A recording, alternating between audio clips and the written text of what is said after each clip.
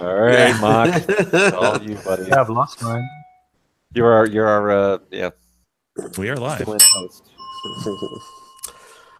Good evening, everyone. Thanks for three people out there joining the show.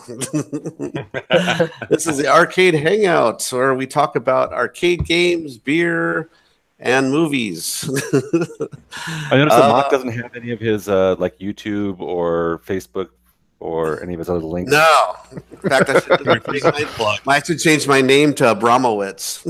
That's right. Inside joke. Fucking creep. Yeah.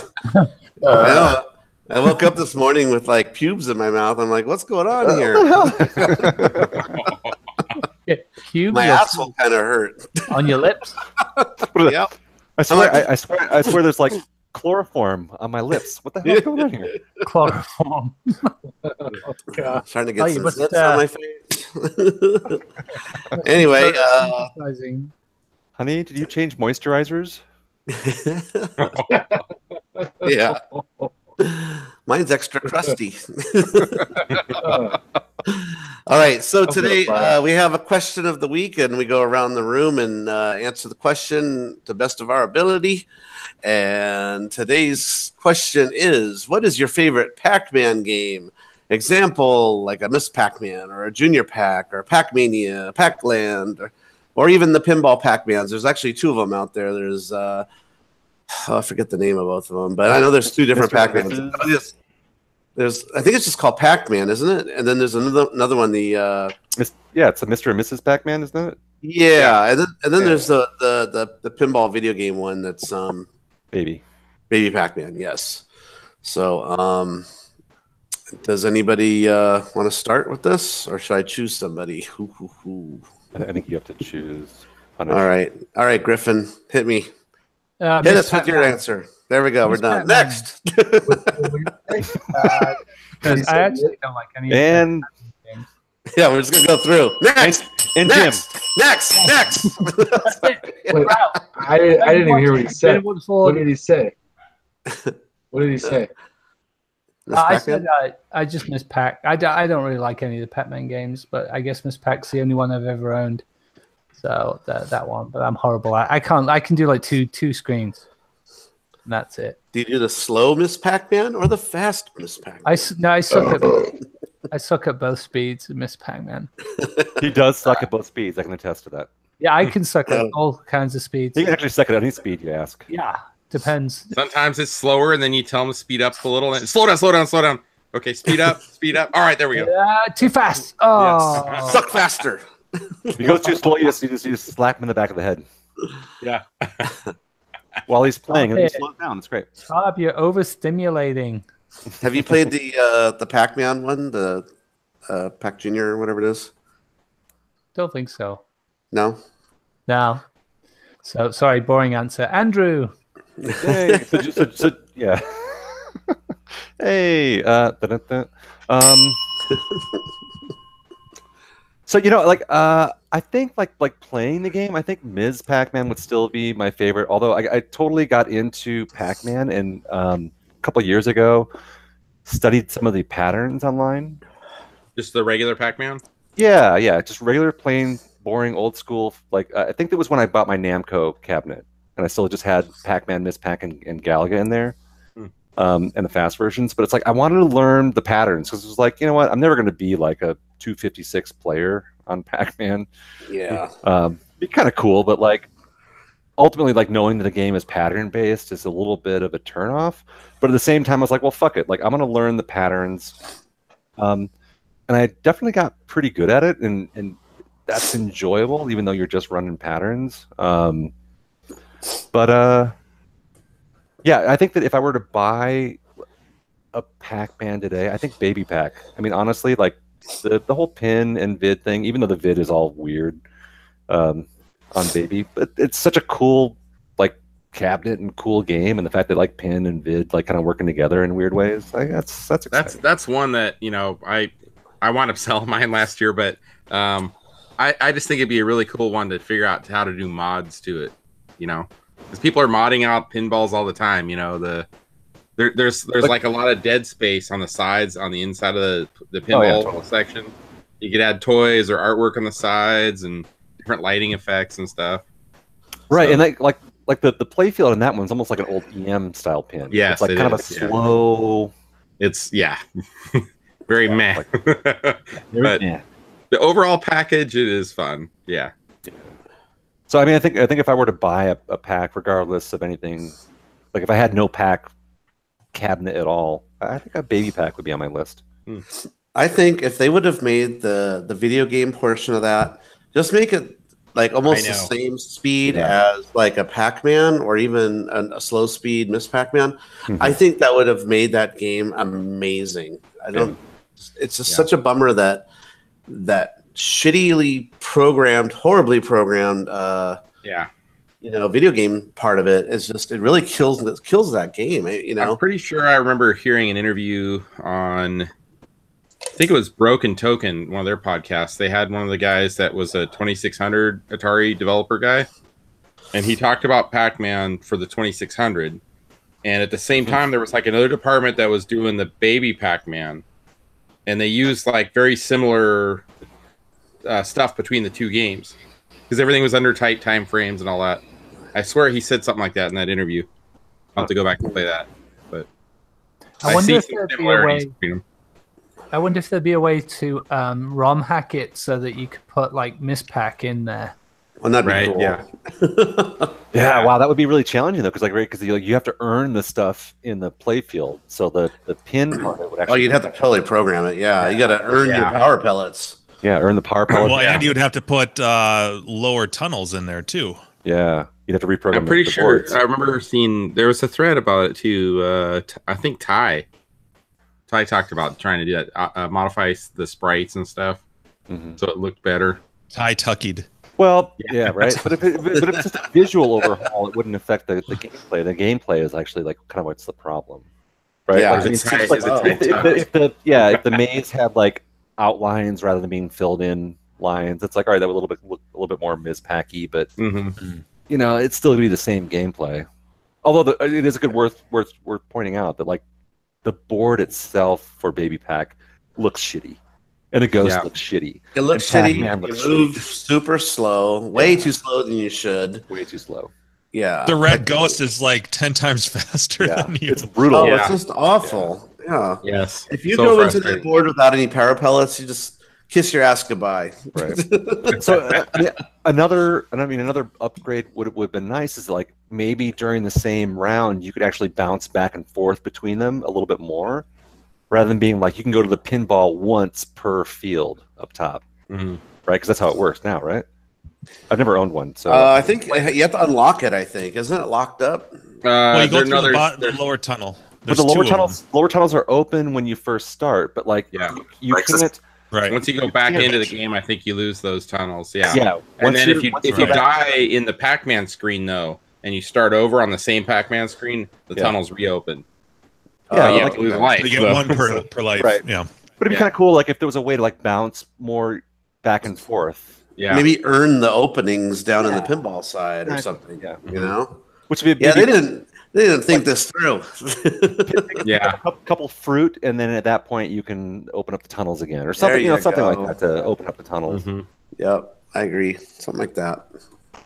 But even still, Nintendo makes a point though. I mean, the difficulty is what makes it Baby Pac. I mean, the appeal is that it's a hybrid, even though the difficulty is high. I mean, hybrid. You know, hey, at least it's not a 50-cent game. Like, it's brutally difficult. That's true. It was approachable. No, but I remember playing Baby Pac as a kid and being like, "Oh my god, cool! It's this new Pac-Man," and it's like, "Oh, it's pinball." It's like, all right, well, I don't play a lot of pinball, and I'm still a little kid, and it's like, I was just fucking lost. And of course, like, go through the maze part of it, which I'm familiar with, at least the concept, and then, go to the pinball part, and it's like, lose the ball immediately, and then go back, and then your game's over.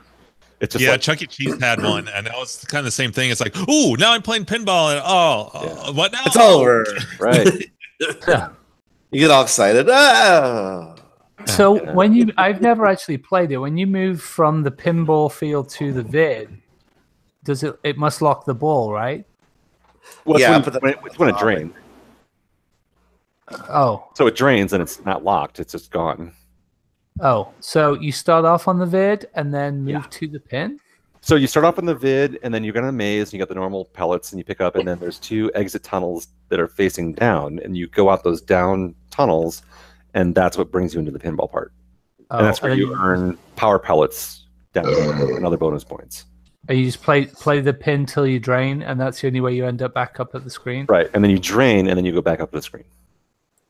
Oh yeah, that'd be way more mechanics if you could lock the ball and send you back up into the screen. Yeah, I mean, how about that? Like, how about we don't have any modern equivalents of any kinds of like the Granny Negators or BB Pac, where it's like they've really done a good merging of video and pin. I mean, sure, it's like the pinball Revenge from Mars, I guess is yeah. But like that's not the same though. It's not the same. You don't switch over to a vid screen with a joystick where you're playing a video game. Yeah, there are no more hybrids. It was just Granny Negators and Baby Pac. When I was back doing the custom name stuff before I got into the classic stuff, I was messing around with virtual pins and things like that. And one of the concepts that I was playing with was to replace the entire pinball field with a video screen, but not to simulate pinball, but to have it as a layer underneath the physical pinball.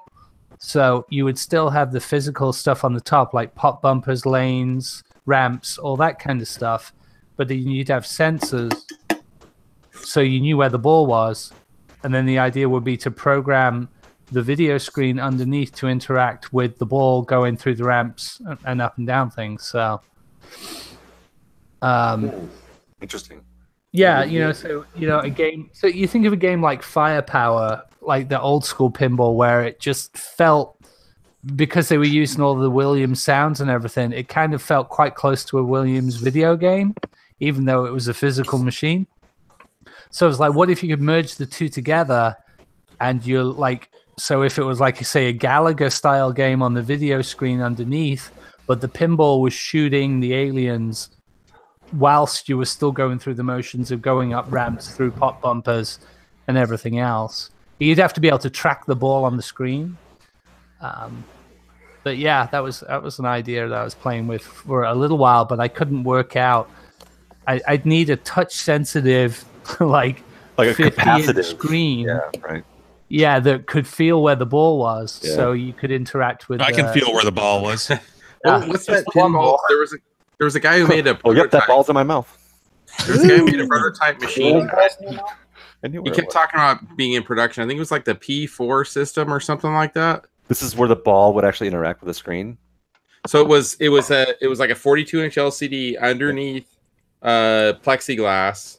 Yeah. And then above the plexiglass he mounted flippers and stuff in the screen or on the bottom. Wasn't it modular?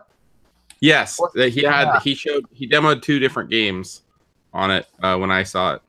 Yeah, so it's pretty slick, and you can see when the ball would move across basically the plexiglass, you'd see a trail of the ball. Yeah, there'd be things you have to shoot and stuff.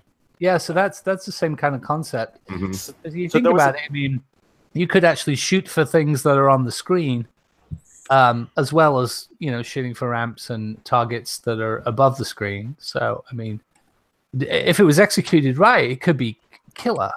Yeah, there was a guy at the Pinball Showdown a few years ago. And unfortunately, I don't remember his name, but he had basically what you're talking about. So he had a play field, except it wasn't the full play field. It was just like someone had put in like a 15-inch monitor into the play field, and stuff would show up there, but it would track the ball as it crossed the monitor and could interact and blow things up. And it was a heavy prototype. Like I want to say, like it was still like wood rails and no graphics and just an idea. But I think he was just trying to demonstrate this concept that you could track the ball across these screens and you can create graphic effects, that way. Yeah, It'd be pretty sick. I mean, even if you were just using the screen as like an animated artwork type of thing, it's like a creature kind of thing where it like does stuff underneath there. Yeah, I mean, imagine like a pin like Ghostbusters where all of the artwork was animated. Yeah. That's tremendous. doesn't have to track the ball. You can just have animations that are triggered by the actual physical switches and no, it's triggers. It's brilliant. I mean, like from a player's perspective, like from someone who, you know, like we never, like if you're playing, you never look at the you know, the DMD. It's like you're never looking at like Wizard of Oz's, you know, beautiful television up there or any of the, you know. Like, I tried to. Right? Yeah, and then you lose your ball. Yeah. Oh, I was going to ask. It's gone. But But like in the play field, you could enjoy the whole experience with the animation right there in front of you. Yeah, that'd be really sweet. That's super awesome. Your score right there as well. You're right in front of you in the middle of the That's what they did with like the new Aliens pin. You know, they put the screen right in the play field, so all your modes and everything and your score all appears right there in the play field while you're playing. Nice. So, I haven't played it. That's cool. Pretty sweet. I was going to ask you, what year did Mortal Kombat come out? 92? Yeah. 91. Okay. Yeah, around 90, that. 91, 92. Yeah. Okay. No, it was after Street Fighter 2 though. It was, but I remember playing it in the arcade in high school, and that was before 92. Did Williams have anything to do with that game at all? Someone's looking it up. Yeah. I just heard a 92. sound. Okay, I just before we like joined just some months after Street Fighter 2 then. Yeah, it must have been. I thought Street Fighter 2 was like 88. Yeah, multi-morphic. No, that's Street Fighter. Street Fighter 2 was like 92. But was Williams part of Mortal Kombat at all? The development of anything on that? Not that I know of. I don't think they. I'm trying to think what company made actually 91. Yeah, I was gonna say Street Fighter's older than that because like it was out for a full year at least. Williams. No, I don't think they were part of it. I can't. There used to be I don't know, that crappy magazine called Retro, if you remember that. Yeah, it's kind of a disaster by the same guy that did the Coleco Chameleon that never came out. Oh, right. But that magazine, the one good issue they had was like this 20-page spread on Mortal Kombat, where it went through all the history of the development of the game and the motion capture and all that good stuff. And I thought I remember them talking about Midway. Wasn't it Midway that was the main developer of the game? Anyone else? I think it was Midway. Yeah. Well, the reason why I ask is because you guys know that I just fixed my Medieval Madness, and now I'm playing it again, of course, because when it's gone, you're like, oh yeah, ding. Once it's gone, then you miss it, right? So now that it's working again, I was playing it tonight, and yeah, and I heard a sound bite that I'd never heard before because they have hundreds of sound bites in the game, but every time you shoot the ball up the dragon ramp, there's different sound effects, and on it's the third or fourth one, it kills the dragon, and they show an animation on the DMD where the knight runs by with a sword and he chops the dragon's head off. Well, I heard a sound bite I've never heard before until tonight, and it's right when you cut the head off. You hear no, you don't hear that sound. You hear the deep voice announcer from Mortal Kombat, and you hear fatality. I'm like, really? Whoa, wait a minute. Yeah, I'm like, wait, this is a Williams game, and is there any connection there? I'm like, how are they able to do that? And was it a joke? I know, I've never heard it before either. Mind you, I was running old ass code until 3 days ago, so maybe they added it. But they wouldn't add sounds that weren't in the original, I don't think. But still, I thought that was really weird. Didn't Guy Ritchie do that voice, that fatality voice? I believe so. It sounds right. Not sure. But anyway, I just thought that was a really weird thing. And, I'm always hearing different things on that game, but I've never heard that one before. So now I'm going to try to really listen for it every time I shoot the dragon shot. Depends how much weed you've had. 0. I had a belching beaver. Miso honey. Miso honey. Belching beaver. Yeah, it's not just a queef. Why would you name your brewery after that? Cheek Sneak Beaver. Hey, they're going to pay me if they're going to do that. All right, so who went last? I did. So, Gak. All right.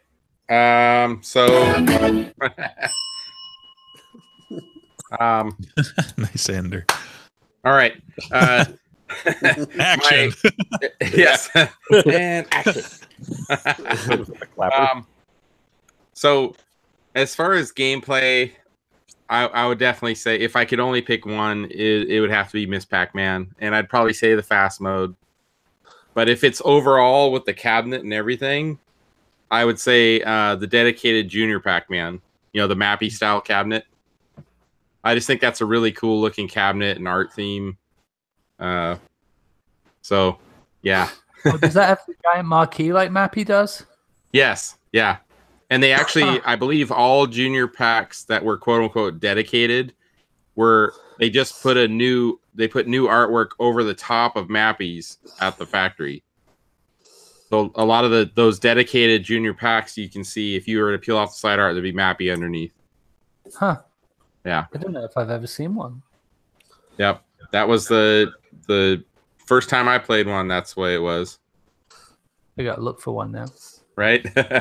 It's just cool. The whole artwork theme, the side art, the giant marquee on top.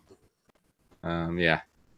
That's my favorite Pac-Man looking machine. So Oh, yeah, I see it. Yeah, I've seen that before. That is cool art. I like the artwork on that. Mm-hmm. I've never seen one pop up for sale near me. Couple Mappies in the past, but never a Junior Pack dedicated like that. Yeah, same here. I've never seen a Junior Pack, just Mappies. Yep. Yeah, that's a cool art package. That's a lot of art as well, like the whole front plate and everything. I think he goes by like Roth Blog or something like that. Roth the Blog, Roth the Blog. Yeah, I think he made a big effort to reproduce that art. That's a lot of art. Yeah. All right, so I'm going to pass it on to Wooden Arcade. He's muted right now. Hi. No. Jacob, how's it going? You guys. How's it going? Good. Definitely Pac-Mania, 100%. You fucker, you stole mine. I love that game. It reminds me. He's out. He's banned. Mute. Oh no! Here comes the audio sample onslaught. Power. Does my audio not work? No, you sound great. Okay. No, just Jimbo attacking you with audio. That's fine. Yeah, just loop the phone tone, the dial tone. Yeah. Dial tones and farts. That's all you're gonna get for the show. My favorite. You have to go back and edit. I have to scroll a lot to get. Farts are way up here. The dial tone's down here. All right, proceed. So, sorry. Pac-Mania. So Pac-Mania. I don't ever remember seeing that in an arcade back in the day. I've played it a few times in the arcade. There's one over in Lincoln City at Chris Donner's. He's got one, but it's cool. It's got like that marquee, 3D marquee. Like 3D marquee. Yeah. Marquee. Yes. Mm-hmm. Okay.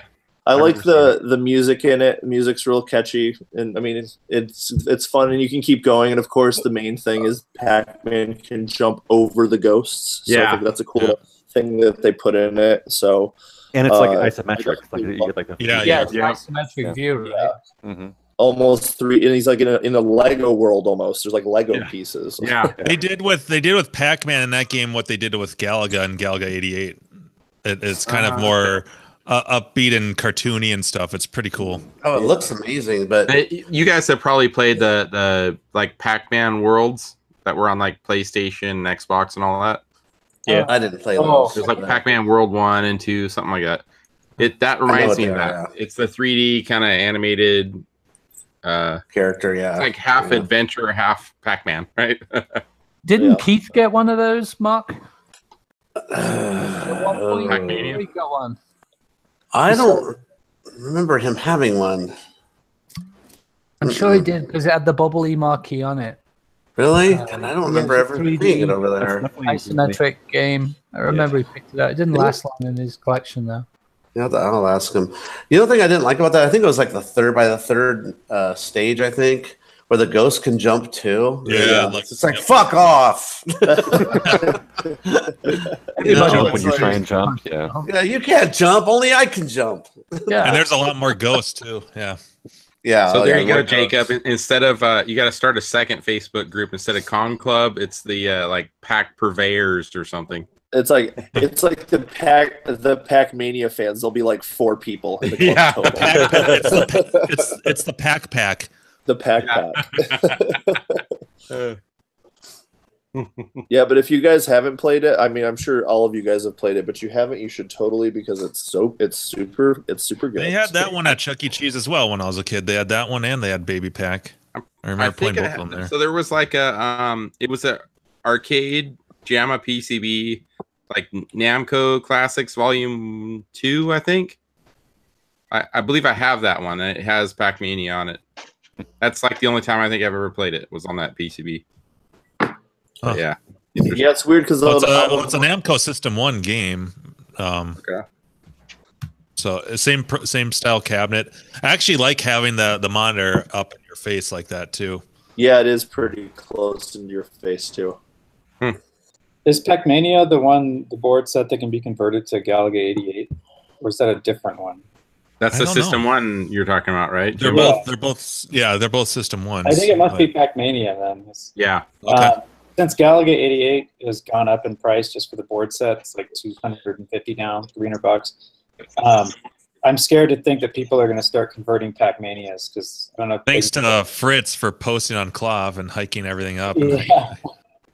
Do you guys, speaking of that, do you guys know if I mean, on the subject of Galaga 88, is there actually like a lag between when you're hitting left and it going a little bit? Because I've been playing it on different. No, but you got a little bit of a lag. Just for a sec, you lagged out, but Nice. you mean versus like emulation or? Yeah, well, I was playing on what was I playing? I was playing it on like a MAME thing, but I didn't know if it, because everything else on the things worked fine. All the other games I was playing except for Galaga 88. I was trying to look it up, but that was just a question for you guys. Has anybody played a dedicated Galaga 88 and notice any lag when you're going left and right? I don't recall. Not that I can recall. I played it at Grinkers. Grinkers too. Yeah, did Grinkers have one? Yeah, I played it at California Stream maybe a year or two ago. That's where I played it for the first time. Was this last Grinkers? Me and Carrie played it, and we're like, "Holy shit, it must have been a new game then." Isn't it actually like a 4-way or 8-way stick on it? But the gameplay is only 2-way. Is that right? I think it is 4-way. Can't you go up or no? Yeah, is that you can go up a little bit. Okay, that's Galaga 3. You can go yeah, up. it's Galaga 3. Okay, yeah. What is in Galaga 88? What are those pods that are behind the ship, and you keep like getting one? I've never. You know what I'm talking about? Yeah, me neither. What are those things? I have them. And I'm like, yeah, I have these. What do they do? Yeah. I can't activate right, them, and they just sit there. I don't know what they do. I know there's an ending to that game, by the way. The ending to Galaga 88. There's an actual progression, and you get to an end, and it's over. They were saying that they think that out of all the Galagas, that Galaga, well, as I say, they were saying, this is a one-person source I was reading, but this one guy said that it's the best Galaga out of all the Galagas. I've heard that it's the shittiest Galaga out of all of them. In fact, that's why the game isn't that popular and no one's looking for them. Yeah. You just want. I like the whole, like, you know, it's you know, you're going through the different, you know, it's not planets, it's not like Gyrus where you're like trying to get, you know, down the solar system, but it's like, you know, you're trying to get to this base kind of thing, which is an interesting, cool idea. There's more depth. Yeah, there's definitely more depth to the game, more levels, and I mean, it's hard to beat the original, but after about 30 stages of the original, I kind of do appreciate the variety in Galaga 88. Yeah. There's some cool effects and stuff too in that. Yeah, like when you the break crystals with the background. Yep. Yeah, or when the certain ones that blow up bigger, then they pop like a balloon, like a little firework. I know there's some cool effects in that game and stuff. Although there's actually bosses. Or Galaga 3, when it scrolls backwards, the first time I saw it scroll backwards, I was like, "Oh shit!" Starfield went the other direction. I think that's like stage 3 or 4 of Galaga 3. Yeah. The moral of the story is don't change your Pac-Mania out there. Don't change it to Galaga 88. Just leave it. Yeah, people. Right. Keep it pure. And don't change your super sprints into because eventually someone will make an FPGA. Yeah. And it'll be $1,200. I hope someone makes a $5,000 FPGA for Namco System 1 boards. And don't change your Robotrons into Tokis.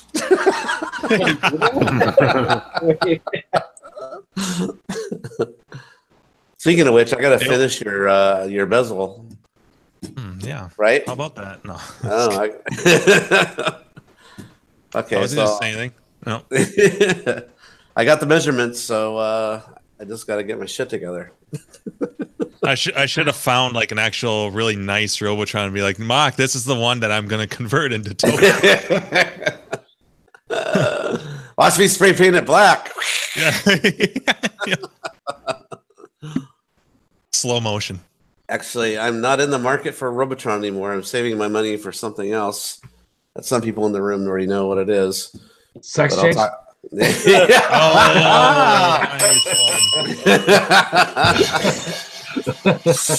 told us that off air. Come on, Dave.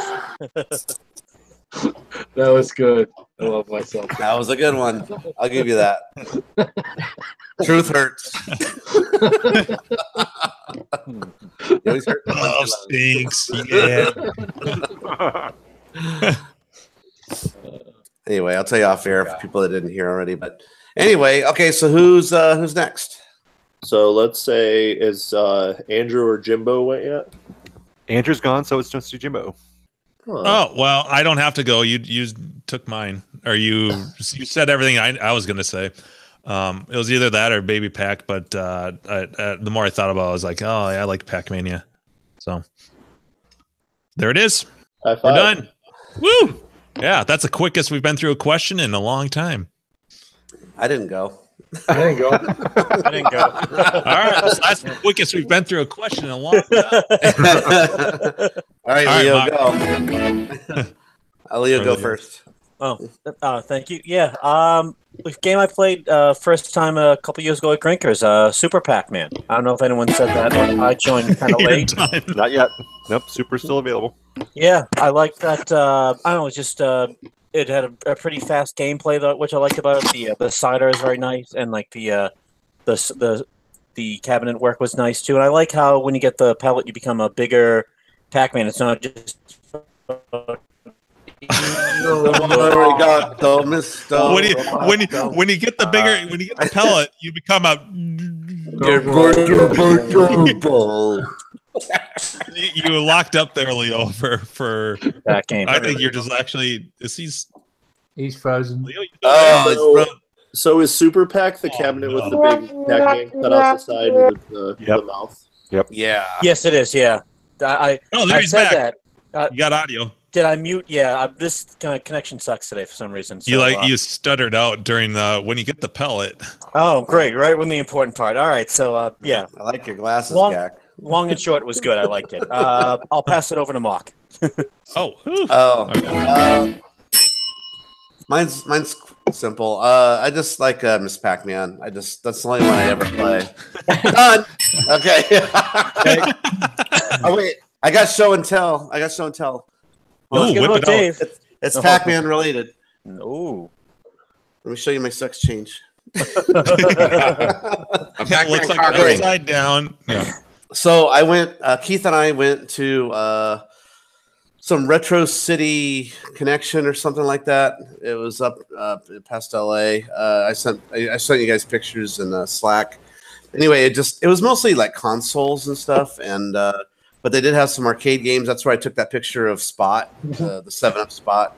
Oh yeah, arcade game, which I've never seen that before. And it wasn't like the Spot games that we had on like Genesis and Super Nintendo and stuff. But they had like a Guardians of the Galaxy pinball. They had a Star Wars pinball.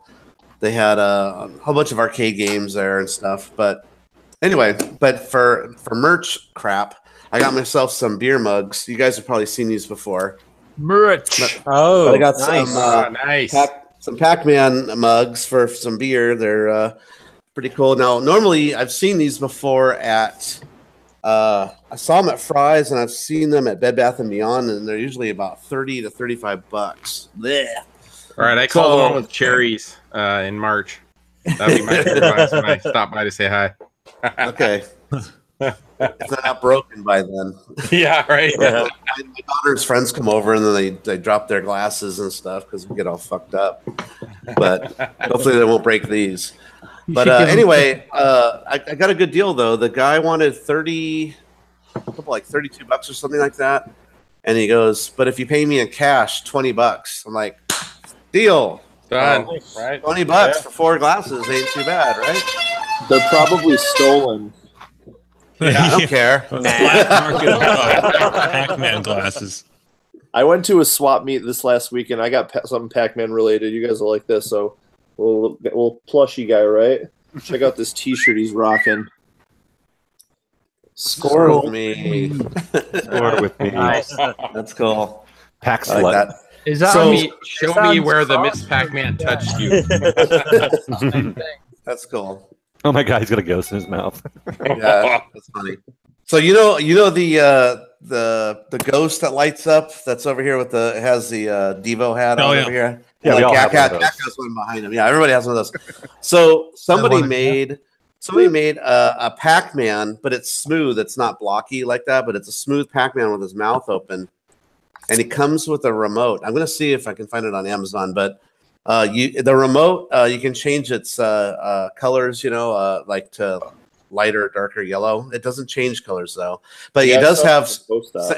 It has sound effects though, so you can push it and it eats dots sound effect, or another button. It does the startup little musical tune from the game and stuff. So he wanted Oh, not he wanted that 45. one. He wanted 45.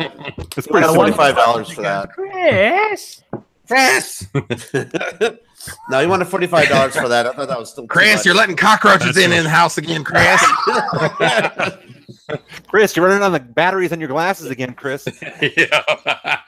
Chris, why are you tan around your eyeballs, Chris? Yeah, I know, right? Hey, Chris, don't put those glasses near the fridge while you're trying to connect to Google Hangout, whatever it causes the space-time continuum. If I get too close to the mic, I start shaking.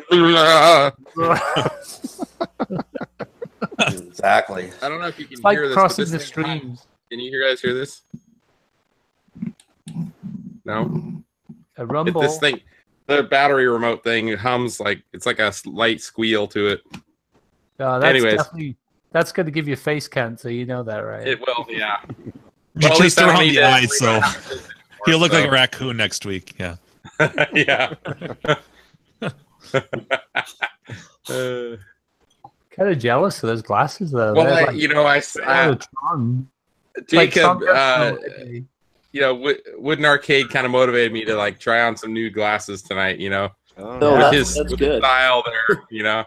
I wish these ones glowed like that. I feel a bit face naked now. I'm looking around. Oh, I've got something. It's not glasses. Wait. I think I found the Pac-Man on Amazon. I'm gonna post the link. Okay. It's a pretty good size too. It looks like it was on the top of someone's cab that posted it. It looks like it's about the size of a basketball. Wow. So that light, when it's pretty cool. Pac-Man. Oh, you posted it in IRC. Okay. Yeah. So it's kind of cool because it's like it has sound effects. You see, it comes with a little remote. Yes, that's pricey. right. It's a little pricey though, but it's pretty cool. You got to wait for that $20 fine. Cash. Yeah. You should just suspend it from like your ceiling, on a fishing line or something. I got this. Well, there you like go. A party ball. Nice mushroom head you got there. There you go. Yeah. All right. I like that.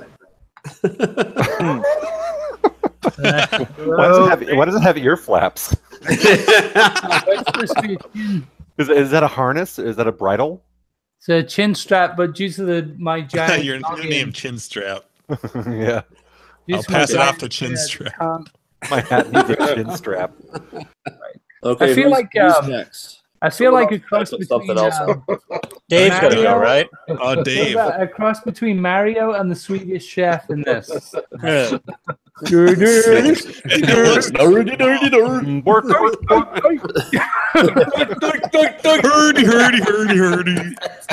Put the chicken in the basket. It's the door.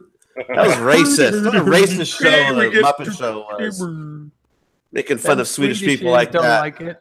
He was a chef from Sweden. What the fuck? Racist Swedish show. What do you mean? Our president loves Swedish people, so what do you can't be racist. Dave, you want to go? He loves to know. Go, Dave, go. Hey, I heard there's white people there. Oh boy. How Do you about think that guy can still see it out of his eye when it's out of his head like that? Dude, Jack, that's a pretty bad picture. Well, you know, like I said, Disgusting. like I said, some guys like to eat pussy. Well, in this case, the pussy ate him. Dude, your glasses. Why are your glasses blinking? Too much brain power lost. I guess. Fucking people posting in chat here. Jesus Christ. You guys remember Zany Zappers? Nobody? No. Okay. This is actually really nice and warm in this cold garage. I might wear this more often. Yeah. And you'll never get laid again. Yeah. Well, there it is. He can make a joke about how a purple mushroom is a little, but you know what? Let's not go on that route. One up. All right, so are we going to talk about moving the show along about Crafty Mech's thing? Can we move along with that? Have we not answered the question, everyone? Oh, I thought we did. Dave hasn't gone, right? Dave hasn't gone. All right, let's go Pac-Land next. Right. That's the one with buttons only, right? Or is that Professor? That's Professor Pac-Man. No, Pac-Man was the little guy that you're walking around. Yeah, it was buttons. But that wasn't. You see, I wasn't a Pac-Man guy. No, I like Pac-Man, nostalgia, the cabinet, everything. And I'm also going on Leo's Shirt Tales with Super Pac-Man because I had a ball playing at the Crinkers. That was the most fun. First time you ruined my coattails. Yeah, sorry. Go ahead.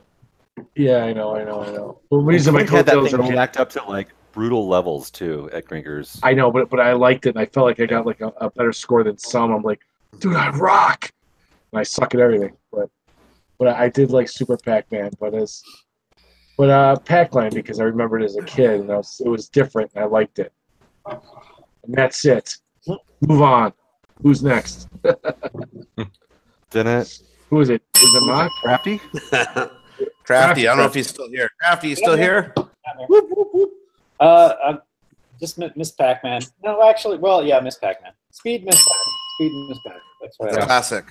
Yeah, but not the slow. Once you've played Fast Miss Pac, the slow. That's going back to slow Pac after you played Fast Pac. Yeah. So it's got to be the fast version. Fast is fun, even though it's easier, but it is No way. Slow all the way. Slow's too boring. How many of you played Miss Pac-Man on the 2600 when that came out? And you looked at that and you went, why did they make Pac-Man like this? It's so much better. It's like leaps and bounds. Oh my god! It's like you could see what a rushed hunk of shit Pac-Man was. So I was too young though. I still like. I love playing Pac-Man on the 2600 because you're playing Pac-Man at home. I know it was shitty, but it was like you're still playing Pac-Man at home, and Pac-Man never turns. He doesn't go up or down. It has all kinds of problems, and the sound is wrong. It would have been. Oh, you must be talking about the 2600. That was all cool, but then when Miss Pac-Man came out on the 2600, and when I got so that, much better. I was like, "Holy shit, this is fucking awesome!" Yeah, it was like there's colors. Yeah, and eating the pellets is great. It's like the mazes changed, and it felt like the arcade, even though it didn't look exactly like the arcade. But it still played I like like too that you can select how many ghosts are on the screen. Yeah. Oh, you can totally make it like easy. You can have one ghost. Yeah. play Did it have a forever. black background, or was it still gray? Oh, the sounds. There you go. Bow, bow, bow, bow, bow, bow, bow, bow, bow, bow. Because like when the original Pac-Man on the 2600 was made, there was some memo that no screens could have a black background. No game could have a black background. They all had to have like a color other than black. So that's why they didn't use black. Just really. Why that was a memo from Atari? It was like a marketing memo, yeah, that they didn't want. Because they wanted things to be colorful or something. Yeah, they wanted things to be colorful. So it's like, well, Pac-Man.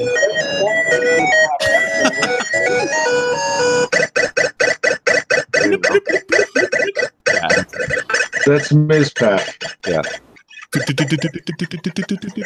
Oh, that's pretty good. That was good.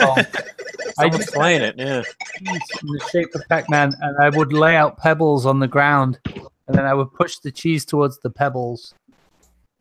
That was Pac-Man. That was. I didn't have a 26. A poor man's Pac-Man. Yeah. Then you pick up the pebbles and you put them in your. I had pocket. to imagine ball and a cup and play with it in my mind. Please play in your mind. Imaginary ball and cup. So I was trying to remember- go through. So go ahead. You're doing a memory. Oh, before we change the subject of Atari Pac-Man, did you also remember that the original the 2600 Pac-Man had the instruction booklet, and they didn't call it pellets, they called it wafers. You guys remember that? Oh. Yeah, so because they're flat, and they even have a cartoon picture of Pac-Man eating a wafer. He's like eating like this. It looks like a chiclet. I don't know if you guys remember that. Yes, I do actually. The box cover. Yeah. Yeah. Yeah, I think it's on the box. That's a different level of nerd. That's the 12th power of nerd. Yeah. Dude, that's like super nerd. I mean, shit. No, I absolutely remember the 2600 artwork because the artwork was like cool. Like me as like I was doodling, drawing little kids. So yeah, like right there, they were like selling the idea of. Yeah, actually, it's not that one, Jacob. It's a different one where it's like a cartoon Pac-Man grabbing a wafer. Let's see if I can find the picture. So I have a little sidebar Pac-Man story from back in the day. There it is. Oh yeah. There's something with your penis. I don't want to hear it. Yep, there you go. Yeah, that's it. Yeah, that's the wafer. The wafers. Yeah. You look like chiclets. So it was probably 1981, maybe 82, Christmas. My mother told my brother and I that we needed to get each other Christmas presents. Like we were getting older and we should be like, friends, right?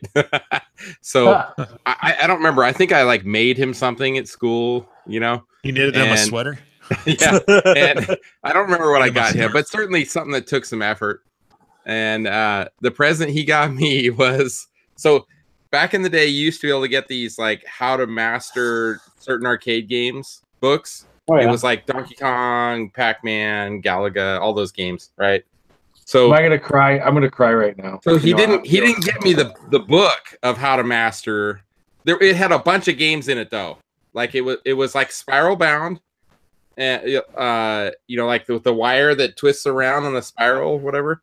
And he didn't give me the whole book. He just tore out Pac-Man, the 2 sheets of Pac-Man. I'm like, are you serious? You didn't give me the whole book, just the Pac-Man, because he didn't care about Pac-Man. So he kept the rest. Well, thanks. Oh man, thanks, brother. I'm gonna be honest with you. he's all, I made this just for you.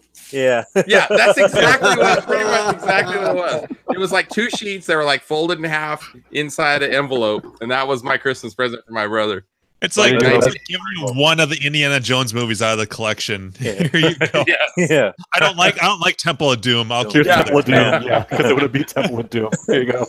So, Gak, when was the last time you spoke to your brother? Like 20 years ago? All right, we're gonna get real here. I think my youngest son, he just turned 16. He was probably 3 months old the last time I saw my brother. Oh no! Fuck! I meant that as a very joke. long time. Wow! Thanks, Leo. Shit. The dude's a piece of work. I'll just leave it at that. Okay, how many people in your family? I feel like we're talking. So just my brother and I and my parents. Yeah, for me. Yep. He's almost 2 years older than me. I'm gonna go cry outside and smoke. I don't even have a brother, so fuck off. But you know, I had great memories with him, arcade and video game stuff. Though we used to stay up all night playing like Asteroids and I think even Defender on our Atari. We had Atari 400. So we would literally be up until the sun came up. Rich. You know what you got to do, Gak? Is you got to send them 2 blanks. Like just what 34K did with Pac-Man. Like, dude, what's up? Wants to call once in a while. So he made up. I think maybe he tried to make it up to me. Although this is still kind of gross, I'm gonna go ahead and tell the story. When awesome. my 18th birthday, he told me, he's like, and we were still living at my parents' house, and he's like, hey, so I left you your birthday present. It's in your bedroom. Like I had twin beds in my bedroom. Gotta be porn. Exactly. Yep. Oh, no. There was like 6 magazines, and I'm like, God damn it! You know, he spanked it off to like were the pages stuck together? Like, yeah. Like, there you go, buddy. They're not doing anything for me anymore. Way before internet or any of that, and I was like, "This is awesome!" You know. Oh yeah. Is this right before he told you that like second place is first place for losers, Ricky Bobby, and then jumped in his car and peeled out, and then you never saw him ever again? Yeah. Oh, and my old roommate had a big old box of porn. I didn't realize it until he moved out, and he's like, "You want any of this stuff?" He has this big cardboard box, and it's like legit bought like VHS tapes because they're like colored, like some were red, some were different. You know, like I'm like, "Holy fuck, dude!" And like he wasn't up with technology, you know. So I'm like, there's a thing called the internet, right? But he had like all these VHS tapes. Yeah, I think he ended up throwing them out. But I'm like, I don't want any of that. It's like we collect the classics. Other people collect the classics. Yeah. Yep. That's a great analogy, actually. Other classics, yes. I've got my Johnny Harden collection. Exactly, right? We're going to be showcasing that at NAT, right, this year? Johnny Harden night. Got to try and bust out a VHS. I've got Laserdisc players, but it wouldn't fit in the slot, so. And Laser. Keep trying because we want to see that. Yeah, some dirty technical porn. We actually had a night of porn here, so yeah. Kind of. I already did that. But it was strap-on porn. It was oh yeah, that too. I was thinking about the Legend. I've never been more startled by some woman riding a dude. Like, where's that cover? Wow, it's right in your fucking face. Oh, the VR? Yeah. VR porn. I still like Griffin was like totally hardcore with it. He got like modified with headphones on it. Yeah. They immersed you in the full effect. I like to when Carrie put it on and she was like, "Oh, she's got nice teeth." Yeah, the perfect teeth. So it's like she thinks porn stars have like cracked mouth, rotten teeth and gums. Yeah. Right. So Griffin, I'm gonna need to. Oh, you got one, Andrew. Yeah, I'm gonna need to. Andrew, what you're gonna need to do is send me a thumb drive because if you were to FTP my collection, it would knock out like 15% of my data cap for the month. I'll tell you what, I'll bring a drive to San Diego. Yes, do that. I'll bring mine too. The real question is, how big does it need to be? Yes, well, make sure you have plenty of capacity. Are they all Asian?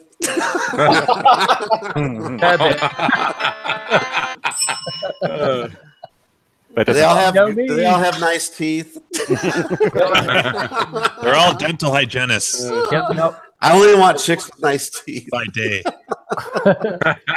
You're going to need about 150 gig there. No problem. I'll bring it over too, Griffin. Bring a 256 gig stick. Yep. Got it. Andrew, let me give you a tip on that headset. Yeah. Pop out that little rubber piece. You're using an iPhone. Is rubber. It becomes a butt plug. Okay, you know the front of it? The front of it has that little triangular piece. Yeah. That one. Keep that out because it keeps the phone cooler. Because when you use VR, it heats up the phone from all the and overheats, and that insulates it. And no, just the heat of the phone. And then what happens is that you'll start getting lag in the video because the phone's overheating. So I keep that piece out. So all right. You guys are hardcore, man. Also, you don't want your lenses to fog up as well. Cause Yeah, that's true. All right. Radio breath. I'm ready to go. Speaking of San Diego, let's go ahead and plug it. Wait, Nat, hold on, real quick before we switch gears on that. Okay. That's a good segue. But I just wanted to touch back on the Pac-Man thing. So, we had Baby Pac, Ms. Pac, Junior Pac, Mania, Super, and Land. No regular Pac. We did not have regular Pac. We did not have Pac Plus. We did not have Plus. We did not have Professor. What are the ones we miss? Pac-Land? Professor was like a quiz one, though, right? Yeah, that's like more of like a quiz one, yeah. Battle Pac-Man, right? What's that, 4-player? Battle Royale. Oh, yeah, that's the more modern gaming. Yeah, I'm glad you mentioned that because that was on my list of So I'm just curious, like, what are the worst packs? Well, you guys didn't mention the Mr. and Miss Pac. The pinball. The pin was mentioned but not selected. So yeah. All right. So Battle Royale, regular Pac, Professor, completely. And I may have changed my answer. I forgot it completely about Battle Royale. What about World's Giantest? World's right. Yeah, the LED one. I mean, that's basically like that fast pack that they play on that thing. Then there's a spectacle.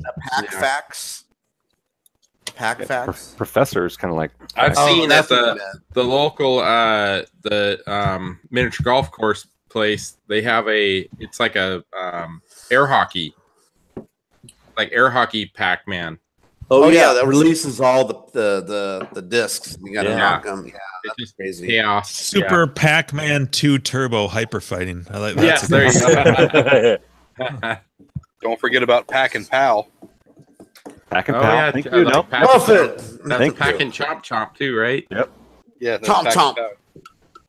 And then what's the other one that Junior Pac did? The original Miss Pac version. What was it called? You got Crazy Auto. Crazy Auto. There we go. Crazy Auto. If you want to dive deeper. Yeah. Cool. I just wanted to touch on like what we didn't select from the list. Mm-hmm. All right, so that's a longer list than I expected. Yeah, right. All right. So San Diego. Let's bring up the dates again. So March 15th is a Thursday, and first night is at Griffin's place, doing vid-centric Nat style. Yep. And then no gay stuff. And it sounds like there's going to be gay stuff every night. Oh yes, it always goes there. That's mainly for DJ Flask. I've been telling. I was just gonna say DJ Flask. Yeah. Yeah. So he actually messaged me. Was it last night? I think a few times. I was up pretty late. It sounds like he booked his flight and he's all set to go. I believe. And he's actually planning on staying about a week, I think. So he was asking me about some good breweries in the LA area. So I think he's gonna hang out in LA the last few days or something. So, but I'm looking forward to meet him, and we're gonna expose him to our American style beers, I guess. And he's really Leo. He's really looking forward to. He's like, man, I really hope I get to try out some Treehouse sometime. And I was like, oh, the guy that I know that has it, hopefully we'll bring some. Yep, I'll bring in some, absolutely. Yeah. So should be good times, and I'll bring what I can from my area too. So, so Thursday night at Griffin's house, and then Friday night, Keith isn't with us here, but he lives near Mock, who's with us tonight. You guys are about a 45-minute drive away from each other, something like that. Yeah, not too far. And then, so that's Friday night will be pinball, Nat style. We'll figure out how we're gonna be doing goofy stuff. And then Saturday morning, when everybody wakes up, we head to Banning for Arcade Expo, which is they're also gonna feature Kong Off 6 this year. So we get to see all the Uber Donkey Kong nerds going at it there. So, that's going to tie in Wooden Arcade with Kong Kong Club. I hope he gets to make it. You said it might have been possible. We chatted last weekend, I think, a little bit. Still trying to figure it out. Okay. Well, hopefully you can make it, and you're welcome. Whatever. We've got room. I think there's a roughly 15-ish people right now in our group, and I believe we can handle up to 30 plus. So we got some wiggle room. But yeah, so should be fun. I'm looking forward to seeing some of those guys. I assume they're going to have a row of Donkey Kongs there at Banning. I don't know. Yeah, they must do. I like Leo's frozen picture right now. It looks pretty good. He looks really happy. He looks happy. Yeah. Yeah, this computer has been stinking today. Do we have to buy tickets to the event on Saturday? Banning, yes. Okay. Although expensive. Yeah, I want to say it's like $55 for Saturday only, something like that. That's not bad. So, like as opposed to California Extreme where it's like 60 for Saturday and Sunday, but it's all good. I don't know if there is Griffin, do you know? Is there any I could reach out. Do they sell out or anything? Like they don't sell out. Yeah, that's what I was gonna ask. Yeah. But actually I could reach out to John, who owns Weeks or whatever, Meeks or Weeks. John Weeks. And I'll see if he can hook us up with a group discount or something. That'd be cool. That'd be awesome. Cool. Yeah, let me see if I can organize that for us. Sweet. Yeah, I actually had chatted with him. So 2016 when we did the prototype at California Extreme, Kalen actually introduced me to him.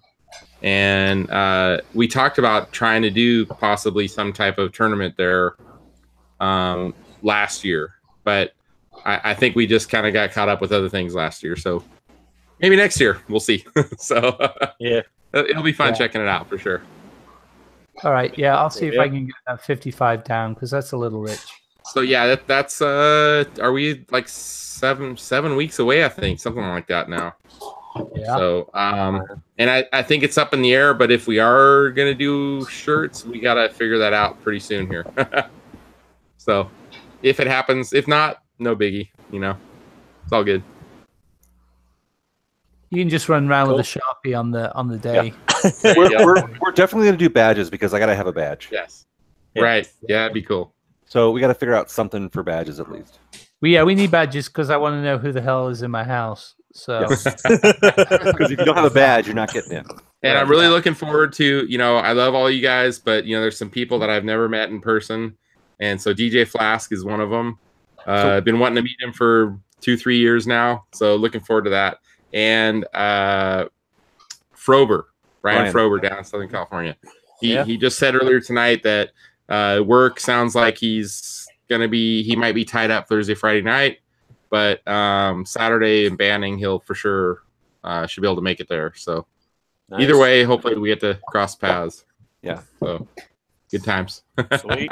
So yeah, we're very 50-50, maybe less shirts because that's a big deal. But I think we should do badges because that's a relatively inexpensive thing, and I think that it's a keepsake for the event. Mm-hmm. Yep. And maybe we'll have trophies or whatever, but at least badges for all participants. So we got to get together on what we're going to do for the design. Yeah. How many people do we have so far? It's probably 15 right now, something like that. And we need pre-registers because if we're going to make badges, we got to know who you are before you show up. Good point. So maybe I'll set up an email address in the next couple days, and then we can start asking for people to register. It's basically for badges. So if you come, then make sure you do that. And if we have any other goodies, DJ Flask asks if. Sorry, Gak. Yep, go ahead. You got it.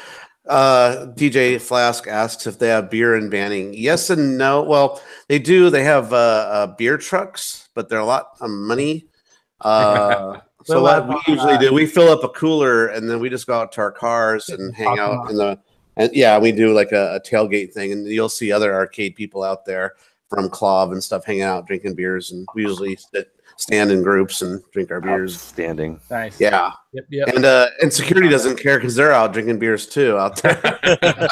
Nice. and smoking weed and whatever else. But yeah, they'll be doing that. But yeah, no, the beers aren't too bad. I think they're like $6 or $7 or something like that.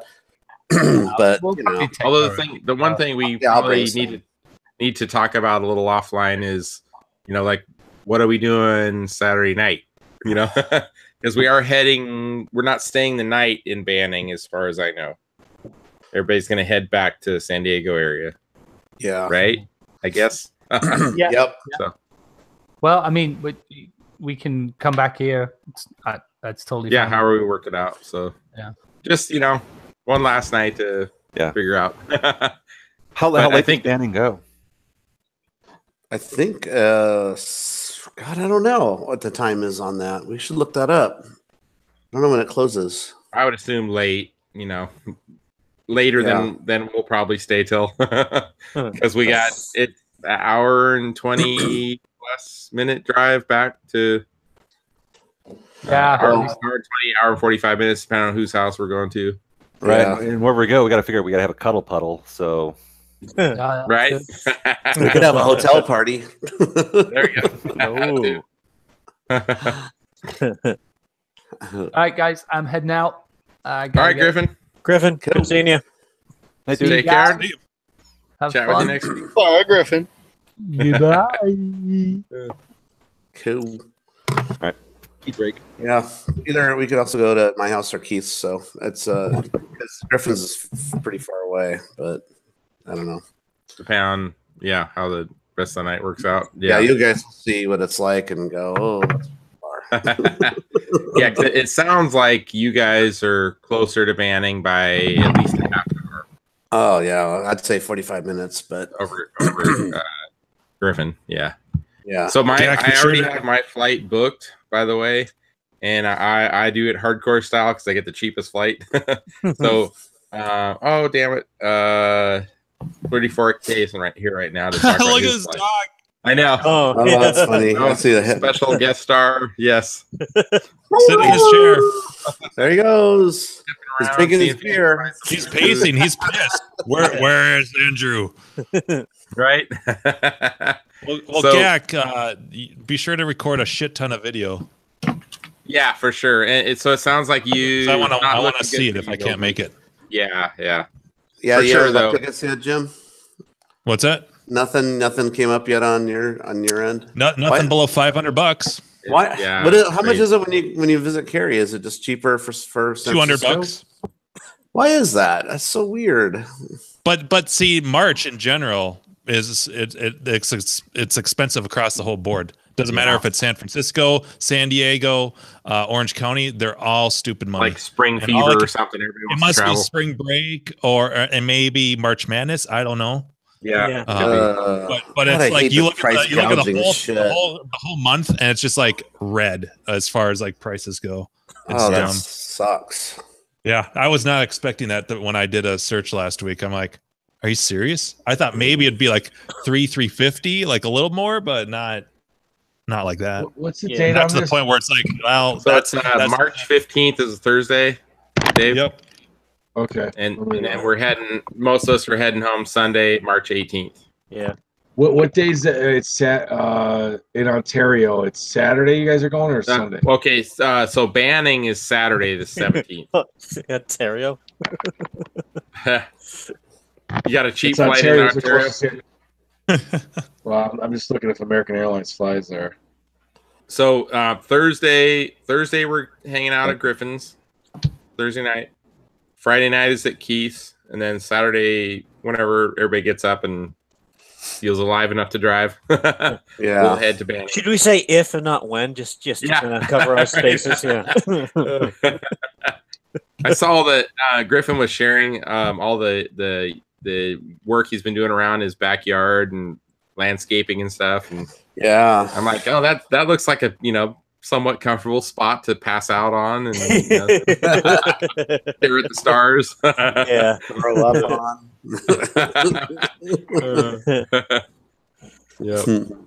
Throw up on all that grout work he did. Right, he'll never walk out.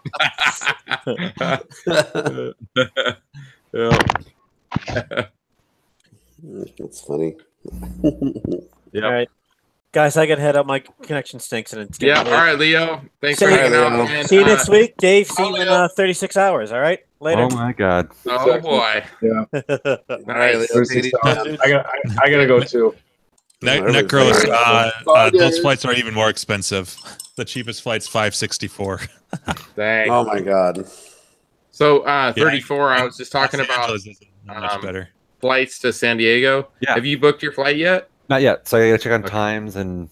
So mine, I hadn't said the times yet, but because I'm cheap, I got the cheapest flights I could find. So it actually arrives at like 8:45 on Thursday in the morning, 8:45. And then my outgoing flight, I think it's around 5 p.m. on Sunday. That'll be what I'm kind of aiming for. Is like early-ish on Thursday and then late-ish on Sunday. Right. Certainly Sunday, yeah. Give you some time to sleep in a little bit. Not be taking a red eye on Sunday. Yeah. Fuck that sideways. So yeah, I'll be looking at flights the next week or so. Nice. So Crafty Mac, you still here with us? I'm still Nice. here.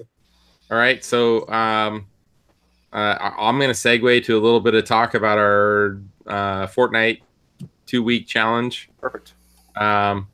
There's currently only 4-ish people playing, but that's all good. I'm having fun playing. So it's Pioneer Balloon and Hunchback. So myself, I played maybe 10 or 20 games of each so far. And my experience in Pioneer Balloon is my grommet, my joystick setup. It's a little on the tough end, but I started out with just kind of like just shoot, fire. But it seems like the way you position yourself on the screen helps. You know, I seem to do a lot better once I did that. Yeah, that's true. And strafing those wagons like strategically instead of just like constantly firing, because you only get 3 shots out at a time. Okay. You can only have like 3 little whatever he's dropping bombs out of your balloon.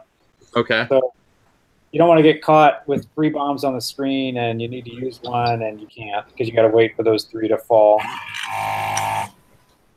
Somebody's doing some desoldering. Sounds like. Not me. Yeah. Or a vibrator. Someone So, all right, I'm going to talk about Buffett. I'm going to talk about Hunchback real quick. Talk about Buffett. Talk about Buffett's back. Yes. I'm going to talk about Hunchback real quick because I know there's a little more in depth we can talk about with Pioneer Balloon.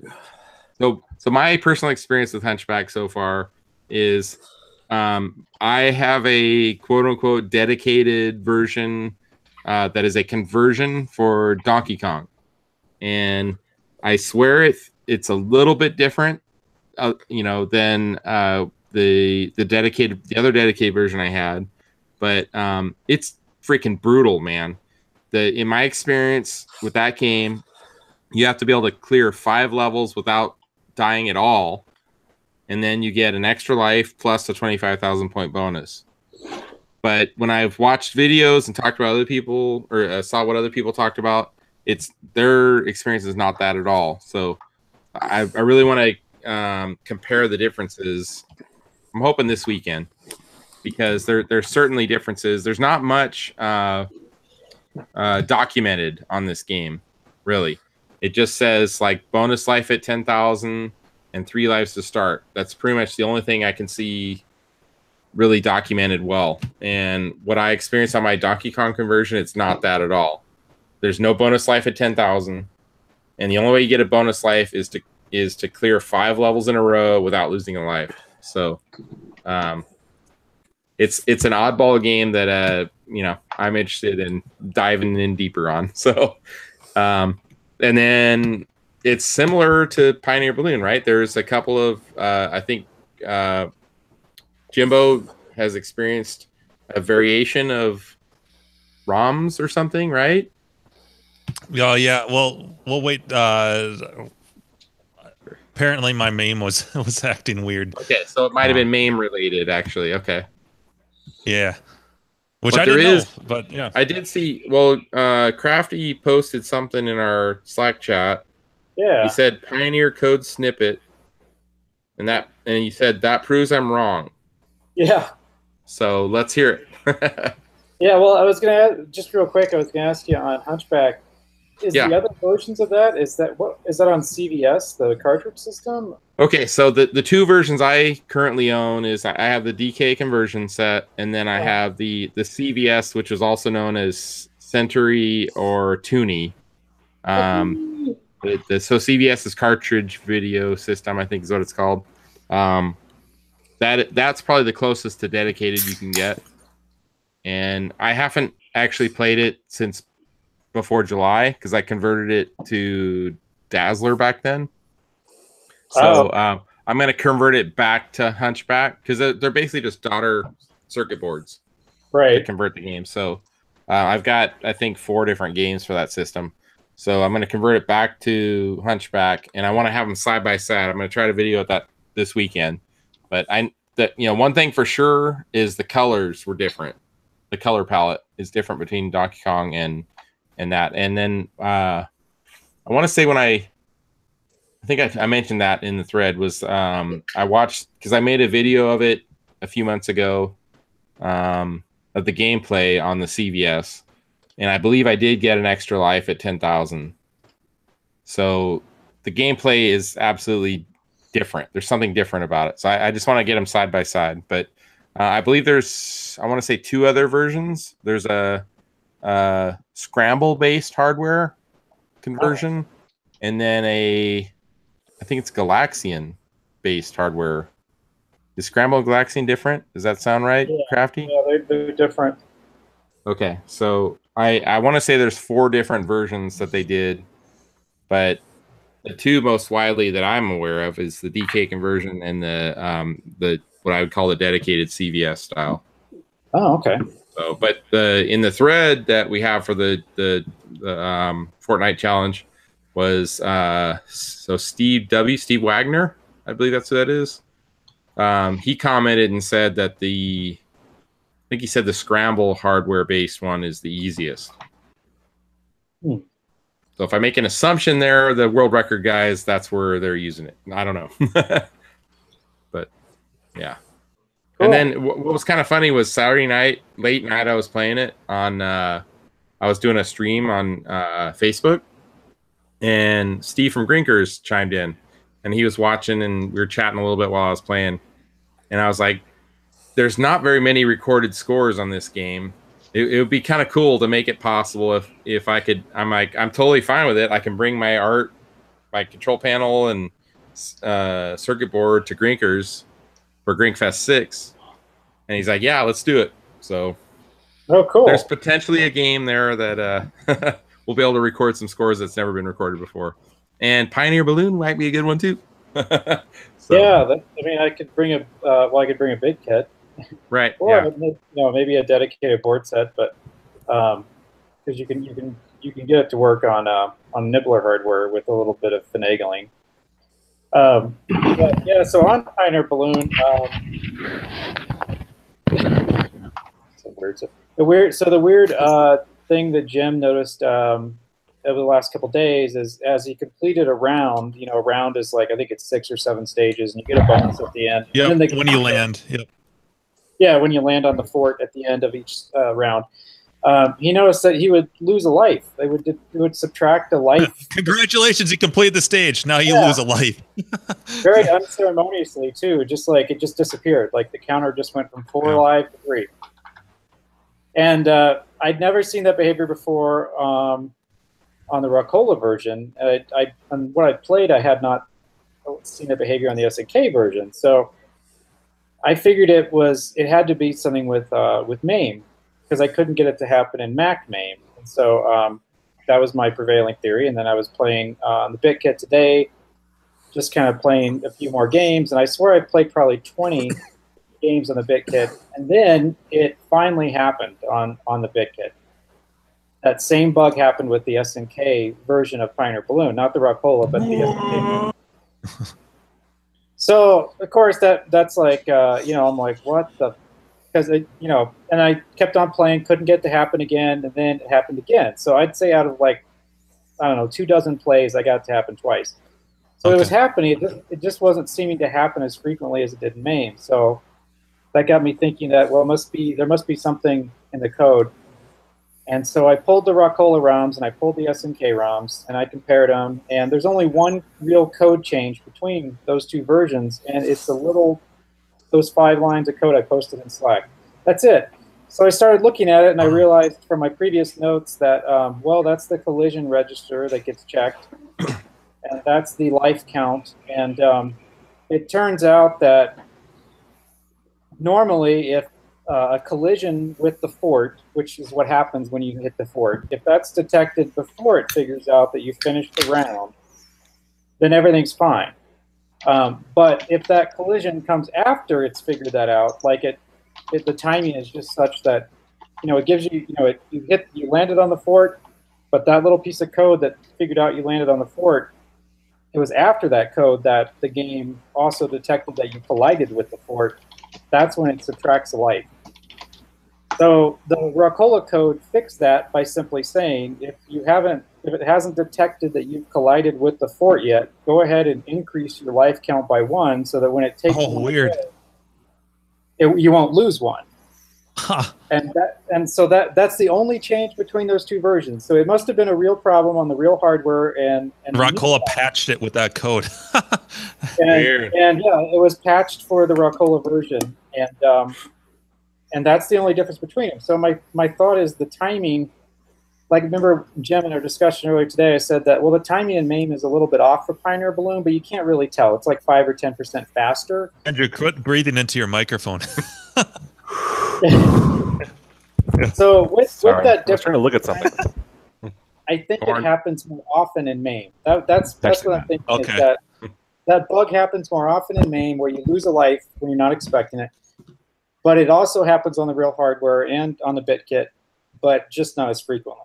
Oh, okay. So that's kind of where I'm at with it. So, I got to say, talk about your crazy coincidence of this situation, right? Crafty Mech, the only person in the world to ever dive in really deep to the code of those games. And then Jimbo to experience such an awkward, weird thing, Well, I'm like, what the fuck? Like, this is...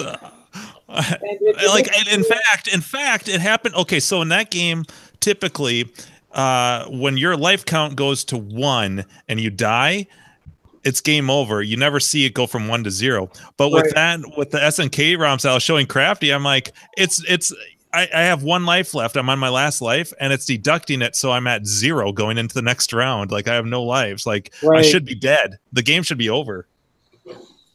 Yeah, it's really crazy that that bug's been in the ROM since they made it, the SNK version, and no one's ever. I guess maybe because Pioneer Balloon is kind of an obscure game that people, no one noticed maybe with MAME, but there is a world record track on Twin Galaxies for it, actually just for the MAME version, and so I wonder if those guys knew about that and only played the Rockola version. I mean, they were 500,000. Beat you to it, Mark. 300,000. So, I figured they must have known, but it's like that knowledge was with just a few people, and, they're kind of the high score guys that you don't find on Clav or really anywhere. They kind of keep themselves. Like Robert Merzak from the King of Kong documentary, who had the interesting art collection, the erotic art collection. He's on there, and then this other guy I haven't heard of is number 1 with like 500K, but yeah, it's definitely a bug with the original code, and I thought, well, it'd be fun. You could fix it so that instead of deducting a life, it just kind of randomly once in a while gives you an extra one. I thought that would be nice. Balance it out. Well, so I wonder if you land like. Because there's a little bit of a cushion for where you can land, like on that over that flag or whatever. So if maybe you hit the left side of it a little bit more, maybe that's the ticket or something to it registering. I guess that could be anything that would maybe cause that collision to happen just a little bit differently than it normally does, that could cause that bug. I should experiment with that. See what. Because when I was figuring this out, I turned off collision checking, and what happens when I turned off that check to see if you landed is you just collide with the fort and blow up, and you can't ever land. Oh. you reset that part of the stage, and then you try to land again. You just keep blowing up, and so I was like, okay, yeah, that's definitely what's going on. I've gotten pissed off. I've done that, like where I've just barely been outside of there and blown up. And I'm like, what the hell? I totally landed stupid where it's score told already. me. By the way, Jimbo, you suck. Well, last night I caught the cliff. You know, the big tall cliff. I caught the very tip of that as you're going over it to land, and I was like, God damn it! It pisses me off. Yeah. Of all the stages, like especially in the later rounds, the fucking what are they? The natives or whatever they're shooting like arrows or whatever at you. Those things. Yeah. Those guys I despise. Because they get like 1,000 each for shooting or 400 each. No, those you get like 400 for them. Okay, because one of them you get they're like they're a little. It's a second. It's like the second part. This where they're second stage overall. Okay. Yeah. You're thinking of the cannons, GAC. Okay, yeah, that's right. Those are 1,000 because they had cannon on wagons back then. Yeah, right. And then though that stage gets that part gets really stupid too, because is it round 4 or 5 where I think it's 4 where then there's 2 of those like little bird things where they almost follow you. They go way up and way down. Those bastards. Kamikaze birds. Yeah. My strategy for that when you get to a certain point is to let the enemies shoot them out of the sky. Yeah, that works. Yeah, and then I usually with the earlier stages I fly above the birds, especially with the native guys as protection, because if nothing else they'll hit those birds and they don't go up or down, they stay at the same level. Yeah, like on round 3 or 4, I find that at least on my eyes cab, I can't look at the bottom to see what they're doing and look at the birds on top. So I just have to watch the birds and just keep firing and use the birds for cover.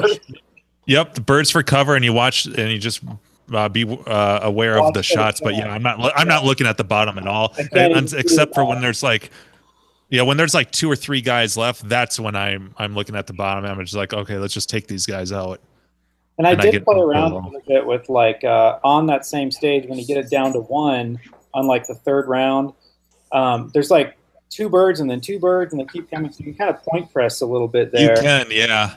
Yeah. Except you don't want to do it. You don't want to do it though too much before the little typhoons and stuff, because your energy doesn't replenish when you go from those. Oh right. Yep. Yeah, the typhoons. I don't know how fast they were going on. Did you get to them on 5? Round 5? Yeah. They don't really get that much faster. I actually prefer that stage over the slow one because it's over so quick. Oh, that's true. Yeah, that's just really tough. And the big wide fast ones, they just track with where you're at. So you can just I just stay in one spot. Okay, it's gonna pop up below me. Okay, it's gonna pop up below me, and it's pretty easy to predict where they're gonna be. Yeah.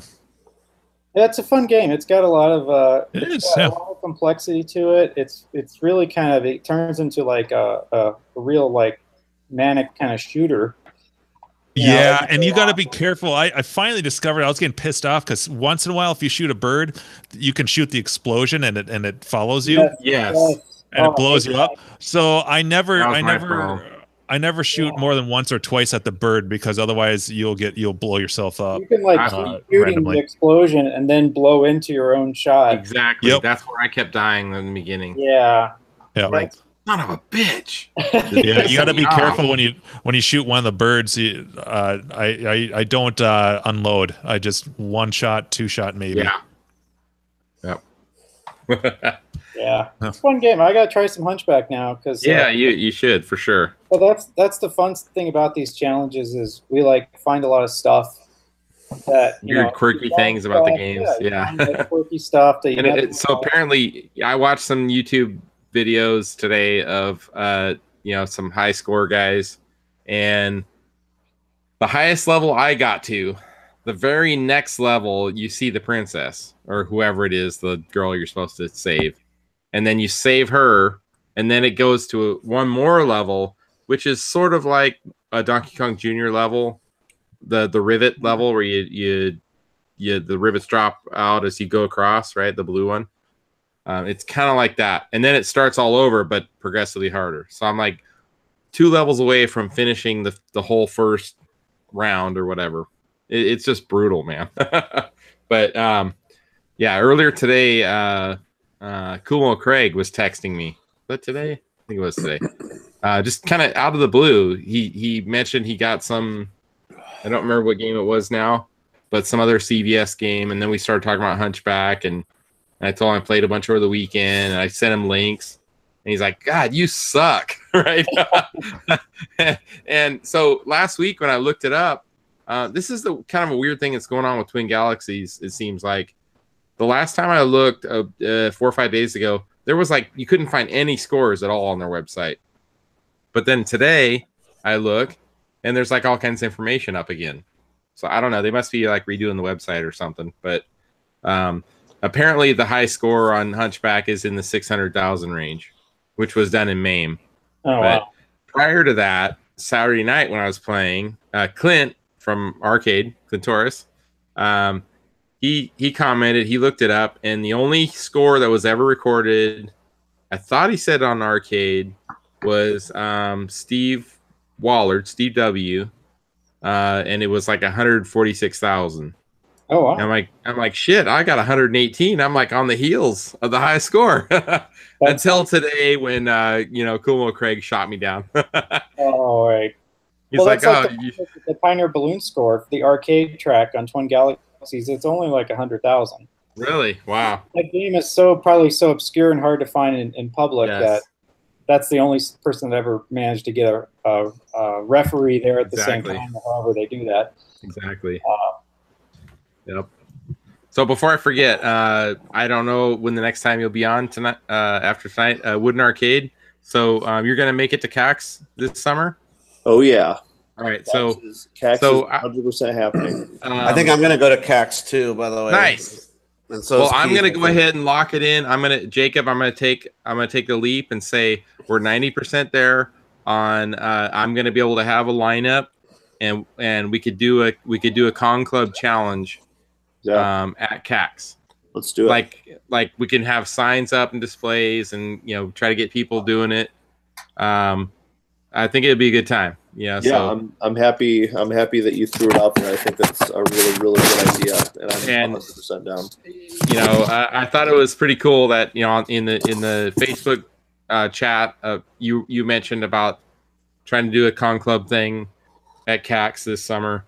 And I offered up games, and then I don't remember who started it, but all of a sudden Rich from this old game, he was like, let's do a Christmas edition, right? The remix Christmas edition. And then John Kowalski, who's the creator of it, said, yeah, let's make it happen. So I'm 90% confident that we're going to be able to have Christmas in July at CAX, right? Yeah. So that should be fun.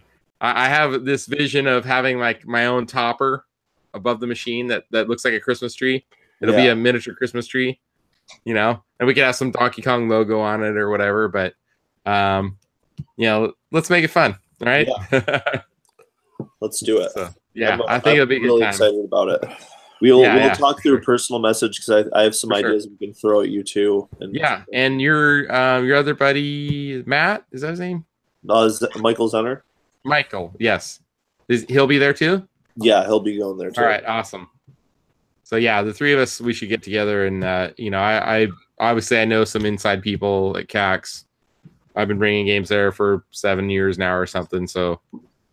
Yeah, we can definitely set something up because when we're on if any of you guys are part of Con Club, that a core thing of it is the fun challenge between all. It doesn't matter what kind of skill level you are, everyone's welcome to get in on the things, and so I want that feel when you walk up and CAX to the same thing. And what I love that you're doing, that's it's weird to me. I've had this weird transition going on now between KLOV and Facebook. You know, there's you can get a specific group that are like-minded on Facebook, right? Which on KLOV it's like all over the place. And you know, whatever. But the Kong group, the Kong club on Facebook it's all about Donkey Kong related, right? So you've created these challenges where it's like, okay, 5 minutes. You record 5 minutes of gameplay, whatever the high score you can get, and you'll like offer a little, you know, fun prizes, right? Yeah. So I mean, like that. because I mean, you know, if you can make it fun, like, you know, my wife Leah had made some Donkey Kong magnets, and I, you know, had a couple extra, and I, you know, it's just little stuff like that. It's just, you know, it's just about, you know, caring and getting people more involved, and, you know, just appreciating the game, but, you know, also using Facebook as that new plateau of connecting and streaming live with people. It's, you know, it wasn't being really done before as much in the video game thing. Now it's, you know, slowly starting to come up. More people are streaming their games live on Facebook now, and it's just, you can slowly see, you know, it coming out now. Yeah. And I think your latest challenge is like 100,000, 200,000, 300,000, something like that. Yeah, so right now it's basically just recognizing where you're at in your score and hitting milestones. So if your score is 160,000, you know, we call them clubs. So you're in the 100 club, and then once you can break 200, you're part of the 200 club. And so everyone, you know, will take screenshots most of the time and saying, "Hey, I'm part of the 200 club now," and they're so excited. And so my first thought when I saw that was like. My first time when I saw it, I was like, okay, I'm definitely above the 250 club. Yeah. I'm approaching the 300 club. Oh, wait, we're talking about scores. Yeah. So not body weight.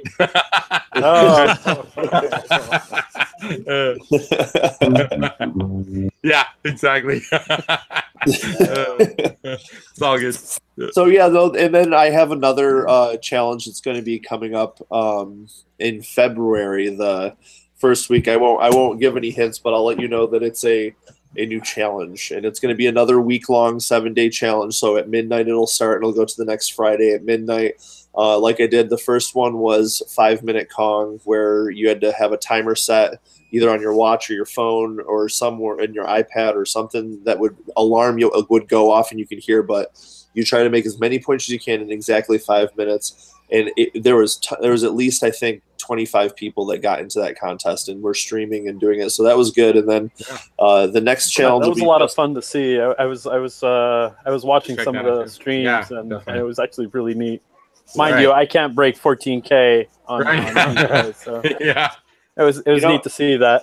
I got 1,600 points at Fun Spot. That was my. And I like to think that, like, you know, it's almost like a show almost. You know, it's like, you know, Facebook, you get on, it's like news, but now when I get onto Facebook, it's usually covered my feed in like little mini episodes of people trying to do stuff, and it's fun for me now. Right, and you know, the other thing I've noticed is that there's a different world out there with Facebook than I've grown up. I'll say grown up in the arcade community so much with KLOV, and it's a lot different on Facebook, where you have specific collectors that they aren't involved on KLOV at all. I don't think, you know, you have people that like they only have one game. That's it. That's their collection. Some people are just, you know, they have an LCD screen MAME or whatever, and they just want to play games and have fun. They're not worried about, you know, all this other drama that happens, you know. I just feel like there's, you know, different aspects of what our hobby is that it's interesting to me. I feel like I'm growing, learning different groups, you know. So it's fun. I would say like maybe over the last 4 or 5 months that the Kong group has doubled. I think it's 400 plus now, isn't it? Somewhere it's almost to 400. I believe it's in the 370. Wow. Yeah. That was a nice yowie. Can I get another yowie? Wow. I want to say, you know, 4 or 5 months ago it was half that many people, maybe 200. Yeah, and I do have a questionnaire that I put on it that I get a lot of my, I don't know if this guy's watching. He requested to be in the Con Club from Israel, but I have three specific questions for everybody, and all you have to do is answer them, and you can answer them however you'd like. But that's how you get in. It's your ticket into the club. Well, anyways, this guy he wrote, and the first question is what is your favorite classic Kong title? And his response was Street Fighter. He's out. And I just out of there. He was probably trying to be funny. Yeah. I took a screen, and then here I got I'll let you know the other two answers, but I took a screenshot because it's just one of those ones I want to hold on to forever. It's fun. So, I never had it. Well, because you're VIP. Okay, so he wrote. I wrote, do you own a Donkey Kong Jr. or Donkey Kong 3 machine? And he wrote no. And then the last question is, why do you love classic Donkey Kong? And he wrote, it's a very enjoyable game. And I get it, but I'm still puzzled by the Street Fighter. It just it's the best. Let me see if I can. Maybe he didn't see Kong in that sentence. Although it's not really. Maybe it's an AI that's just signing up for any arcade-related thing. Jacob, we can't see unless you're talking. Oh, your screen okay. You're showing there. Oh, yeah. Here, I'll present them. Hang on. Here, let me. All right, try now. Dun, dun, dun, dun. Woo. Too close. There we go. It's very enjoyable. Nice. Yeah, right. Street Fighter, no, it's very enjoyable. Wow, it's very enjoyable. I love it. So now we have to find a way. Maybe we can get a hold of John Kowalski, and maybe we can make a Street Fighter Kong, and then we'll. Yeah, there you go. Hadouken! So and the other thing I'm really fingers crossed eventually is there will be a DK3 remix at some point. And the two or three times that I've had like Facebook feeds, Kowalski tends to catch them. I get lucky, and we start talking about. I actually have a second DK3 board, and I'm totally down for sending it to him, keep it as long as he needs it to figure out how to create that DK3 remix. So sweet. Fingers crossed, we might be a year out, 2 years out, or 6 months out. I don't know, You have 3 different hardware? Yes. It is, okay. Yeah. I mean, it's the same pinout, but I believe maybe somebody can correct me if I'm wrong, but I think even Donkey Kong Jr. is considerably different than DK. But they're much more closer coding than DK3. DK3 is like a totally different animal from my understanding. Yeah. Yep. So so Con Club in July. Hoping that we can maybe get a row or something together with you, Chris, and then absolutely. And then maybe we can all do like a meetup, just the Con for sure. Any member Con Club thing, maybe for lunch or something. And we can all take a Grinkers type photo. Group photo, yeah. Clubbers. Sounds good to me. Yeah, I'm down for that. So I kind of, you were there last summer. It was very last minute, and I didn't know if I was gonna be able to pull it off, but I did the Nintendo Don't challenge, which it was fun setting it up, a lot of work, but there was not any real promotion beforehand. So, but you may have recalled there was kind of a row of maybe 10 games I had, kind of a half round. And you had both remixes on there, right? Yep, exactly. So I'm hopeful I'll be able to get that same exact setup, but it'll be more of what it was last year. Yeah. So. I wonder if anybody has a Crazy Kong. Possibly. There's got to be somebody. Yeah, there's a Crazy Kong at the thing we're going to in March. Arcade Expo. Banning? Arcade Expo. Yeah. Yeah. There's one there. There's one there you can play with. You can always get Uncle Tiggy to send to his board. Yeah, there you go. He has a big Kong too. A big Kong? Yeah, I haven't seen this Kong. I wouldn't know. A big Kong. He has a Kong. When I think Big Kong, I think of that one that was at Free Play Florida. It's like 10 feet tall. No. There's a separate board. It's a different, plays differently. Tiggy has done a video on that one too. It's called Big Kong. I believe so. Okay, that's what she said. Yeah, Sorry. big Kong. That's a big Kong there. With a K. Not a D. And C-Bart. How's it going, C-Bart? Finally got Tuesday off, finally. Nice. Yay. Man. Tuesday's not the important one. It's Wednesday that's the important one. You know, there's... I know. It's hard for me to name names right now, but I have a short list, and it's like maybe 5 people that I need to meet in person. So the DJ Flask is one of them. Oh, he's naming names from Australia. Yep, I said this earlier.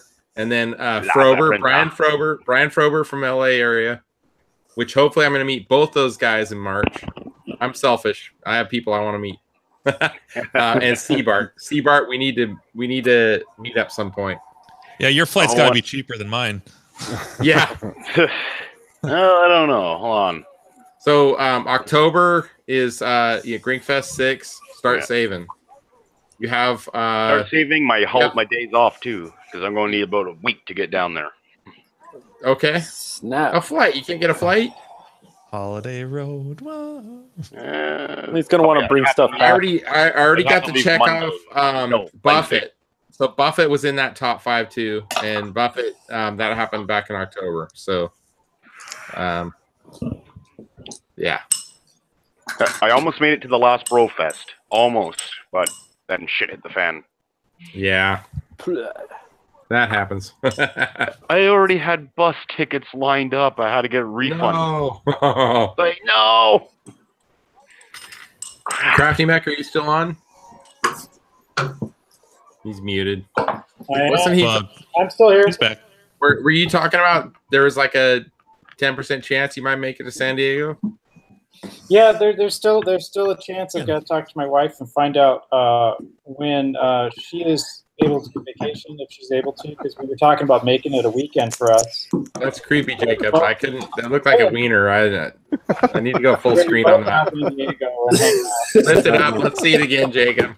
Oh, that was just too good. Was that a Kong wiener or what? It's a top secret wiener. It was the Kong dong. He has the Kong That's what dong. happens when I fire up my Kong. Just like... Here comes the dong. The dong gonna need food. So Crafty, you missed out. Here. So yeah, I'm hoping we can make that work. So I'm still working on it. All right. I have to find reasonable flights, so I'm looking. Cool. Oh, no more Yankee. Wanky. And Leo's not on with us tonight, but well, not currently. He left earlier. I meant to catch him on this topic before he left, but some of you guys may have seen the thread already. People talking about Brofest for this year, or whatever it's going to be called. I did see that. Yeah. So, you know, if there's a man to do it, it's Leo, and I best wishes to him. I hope he can pull it off. Is this going to be with or without John? I would assume, you know, John will most likely show up, but it's going to be a solo mission kind of thing. Yeah. So, there is really zero chance I could make it out there this year. Next year might be a different story, but my son's graduating high school right around that time, and priorities, man, priorities. Exactly, that's right. Family. Yep. Hey, when's CAX this year? What CAX is end of July. Does it clobber our I think it's a couple days later than the. I don't know. I don't remember now. I gotta get a special dispensation. Yeah. All right. I think it's a couple days later. I'll think stream. It never affects GAC. July 28th, 29th. Okay. That's the tentative. 29th is our date, right? Yep. Our special day. Chris, that's our anniversary, Chris. Exactly.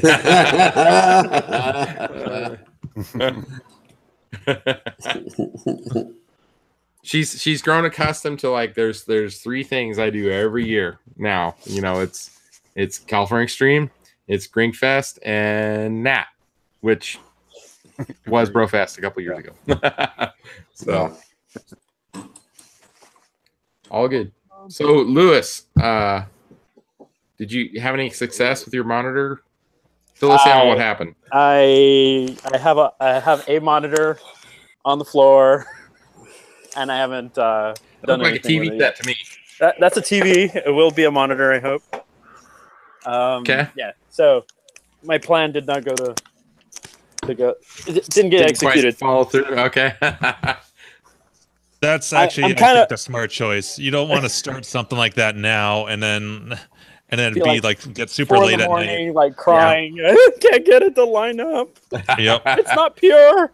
Yeah, you're better off blocking off like a weekend day or something like a substantial amount of time. Yeah. I'm also wondering if I'm missing stuff because I mean, there's like rubber gaskets or spacers and all that stuff, and I don't know. Those things usually like flake out and like fall apart when you take it apart, right? I think not in my experience, but Crafty had a different experience. Crafty, you had like some craziness with yours, right? It's like the cracked or something. It was taped. I ran into that a couple times where the rings are like taped to the glass tube underneath, so it won't budge. It won't move at all. The rings won't move at all, and then you pull a little too hard, and that plastic is just kind of really brittle, and it just goes snap. Fell apart in my hands. So no more rings. So I don't even know the position they were in. So when I get my new little ring set, it's like a $2 part. And you get to start from scratch. then I get to do all the rings again from scratch. So as long as I guess Jimbo was telling me, as long as the rings will kind of, if you can shimmy them from side to side and they're loose enough to do that, then they should come off. Otherwise, they're probably glued or taped on. Mm-hmm. Okay. Yeah. So we'll experiment and I'll report back in a week or so. The good news is it's a key part. If you have to buy new rings, it is cheap, but then you have to do all the whether 6, 4, and then 2 purity rings. Yeah, and of all of those, the ones that are the bitch are the purity rings. So yeah, purity rings. Isn't that what the Jonas Brothers had?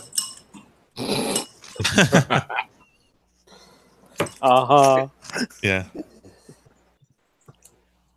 But yeah, that's it's an intensive or time intensive project, but I don't know.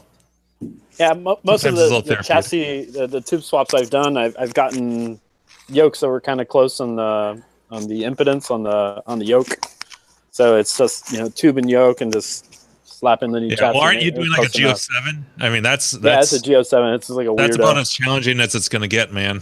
All right. So good. I mean, good thoughts your way. Good luck. Yeah. Thanks. Yeah. Yeah, you're not going to find I think there's maybe 2 candidates that people know about that are confirmed for Geo7.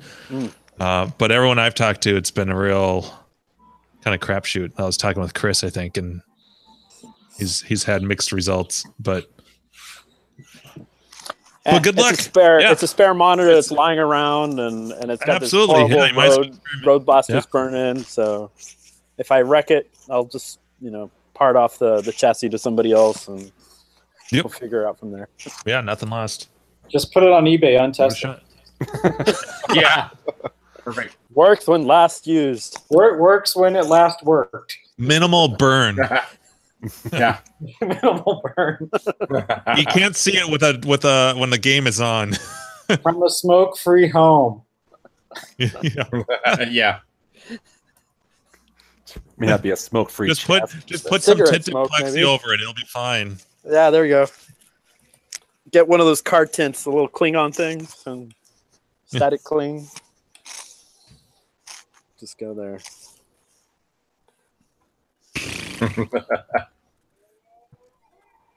Well, this fizzled out quickly. Oh, sorry, I was All right. just admiring that Donkey Kong cabaret in the back over there in Lewis's screen. Oh my god!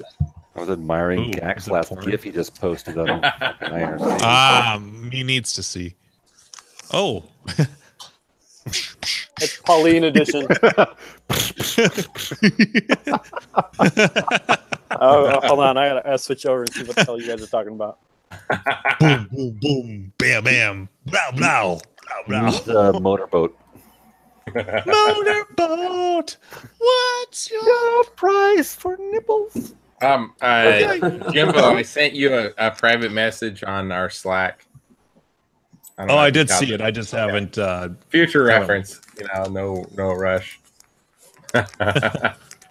Yeah, I saw that you sent something, but I didn't. I didn't click on the link or anything.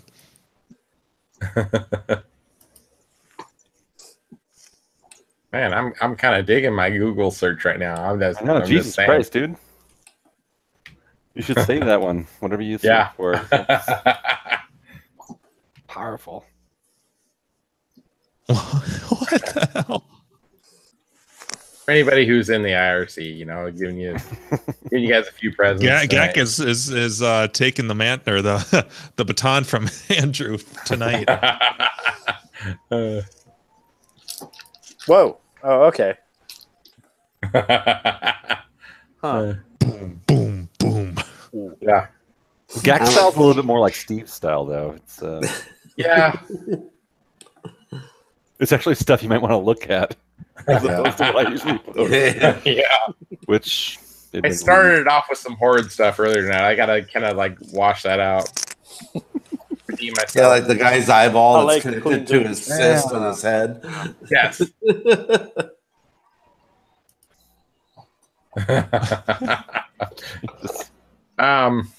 That should be your new avatar on Club. Bouncing butt. Yep. That'd give what was it, Jim Kirk or whatever, a run for his money. Yeah. The bouncing butt. And it's so fast too, and really short. Like that woman in the bouncing, she's got bad problems. Come on. Yeah.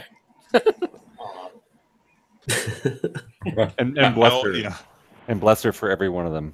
Yeah, this is the least interesting show right now because we're just. I know, right? Oh, look at that! Oh, look at that! Yeah, well, that's funny. I've never seen boobs before. Something. I don't know what those are, but I like them. So, Orange Whip is not. It's nice. It's late. 34. So that's time to talk this talk. I think. Right. Last Thursday. Yes. All right. PC Gaming. So that talk. I was like, is this a come to Jesus moment or something? Like, what's going on here? Jimbo, it's time we had the talk. Oh man, you've been there before. We're your elders. Yeah. What did you do now? So as to be expected, I suck. I'm the rookie of the group. I'm right next to you. Yeah. So we played some more Left 4 Dead 2 last Thursday, right? And this time we had a full group. We had all four of us. We had Orange Whip, who's not with us tonight. 34K, Jimbo, myself, and I think Andrew, you were streaming it on your YouTube channel. I did stream it on YouTube channel. Yeah. So I have no idea if anybody saw it or not, but 7 people. So I did, okay. and thank you for fixing the audio. Yeah. So there was an audio issue. Okay. Yeah, when I was watching it, it was just Orange Whip's voice. That was the first one was a little. That was actually Orange's stream. I think my first stream had everyone's voice except mine, and then this last stream from last week we actually had my voice and everyone else's voices basically working. Cool. And so Orange Whip I'm sorry, Mock was out last week, but I envision you're gonna want to try this at some point. Yeah. So, and I'm totally down for watching or taking turns on it, whatever, Here's a cool thing. So we can actually get teams of the survivors versus the dead. Mm-hmm. So that would be like, pick a team of if we get 5. Let's say we get 6 people. 4 people could be the dead, and 2 people, 4 people could be the survivors, and 2 people could play basically the boss zombies. Okay. And then you're basically fighting against each other. So it's teams. And Can you can't only hear our the mics. you can't do more than 4 for the campaign or whatever? You can't do more than 4 survivors. Yeah. Okay. But you can do 4 survivors and as many other people who want to play zombies. But I'd say this last week was notably harder than the week before. Well, and we picked we picked a different mission. Okay. The mission. Yeah, the missions are different difficulty. Yeah, the mission itself was much. It was still set to easy though, right? Yeah, it was on easy setting. Yeah, so. But we still, just Jesus Christ! Yeah. So It's a hard game though. That's okay though. It was fun to have to strategize in the end there. Yeah, that did. It's a pretty fun game. I like that game. Yeah, so basically, like where we struggled was the very last level. We got through the whole first 3 chapters, no problem. It was the final chapter where we're doing the big boss fight kind of thing, and we had a mission to do. But yeah, trying to figure out how to strategize between the group of us. Like, all right, so this is where we're at, strengths and weakness wise. Let's do this. And I think that like the first 2 or 3 times we went through, how many times? 4 times? 5 It was a lot, actually. Oh, at Just least the half last a one. dozen, I swear. Yeah. So it wasn't until the last It one. was brutal. Like, all right, so Brad knows the game, and I know the game. Jim and Gak don't know the game, so let's pair them up and let's split up rather than trying to stay together, which always falls apart unless everyone knows exactly what they're doing. Mm-hmm. And then we split up into 2 groups of 2. So I think I took Gak and Brad, that was me and Brad. took Jim, yeah. And then it was like, all right, so Gak just basically his job was to follow me, and we just worked together. And then same thing with Jim and Brad. They just worked together, and then we didn't worry about staying together, all 4 of us. It made a huge difference. and we finished it the first try. Well, no, the second try. Second try, yeah. First try was a good trial, and we figured out, oh, this is totally working. We still got overwhelmed, but the second try, we totally nailed it. Did you guys have fun? Except for Gak. Yeah. In memory of Gak Attack Chris. So, well, that's the thing is like, Gak, have you finished a single one? No. That's all right. But I've made it, 3/4 of the way through. Yeah. So, well, dude, and that last one, like, dude, you were alive, like, because you were at that point you were on me, and it was like, dude, just stay in that corner, and then you'll survive. And we had you, and it just like it happened to the zombies just worked out. Yeah. We should. It is fun though. At least this time, 34 didn't escape in the helicopter, leaving all of you to die. Yeah, right. Twice. Yeah, yeah. That was the first week. That's like, what happened. Dude, where are you guys at? Yeah. Stay on my 6. Where I'm going. Like, follow me. Wardrobe was like probably arm's reach away from you, and I was, 50 feet away. So, but yeah, it is fun for sure. It's just, it's all just like any game, video game, arcade game. It's practice, and realizing the nuances of the gameplay. So yeah, learning how to defeat the different zombies is key too. Yeah, like there's that witch zombie that like just bolts towards you. Yes. And it's like a girl crying at first. Yeah, she's crying, and then there's one that has the tongue and pulls you towards them. Oh, that fucker! I hate that shit. Yes. Yeah. Yeah. We'd hear Andrew was like, able to "Hey shoot guys, its you tongue left off. me all alone. Yeah, I'm up here I'm dying." Yes. Yeah. And then you got the fat ones that explode. Yeah. And don't forget, I'll blame Orange Trip for the one time was there's cars that they have like blinking tail lights or something. Yeah, there's and an if you alarm shoot on the them. car, it sets off the alarm, and then you just get raided by all the zombies. That's right. That's part of the strategy of the game. You got to be careful where you shoot. I think one of our big mistakes we were making, and I myself to blame on most of that probably. Yeah, you pick up the gas can because you're like, okay, everybody, we need to pick up gas cans, get them back to the generator or whatever. Yep. And you have the gas can, then you start getting attacked by zombies. So you drop the gas can, you start shooting at the zombies, but then you accidentally shoot your gas can, and then everybody's fucked. You know? Yeah, you just lit everybody on fire. And you get a new gas can. Yes. Exactly. But if you can strategize that, what I used to do when I used to play it is you could set the gas cans up where you know the rate of zombies are going to be coming.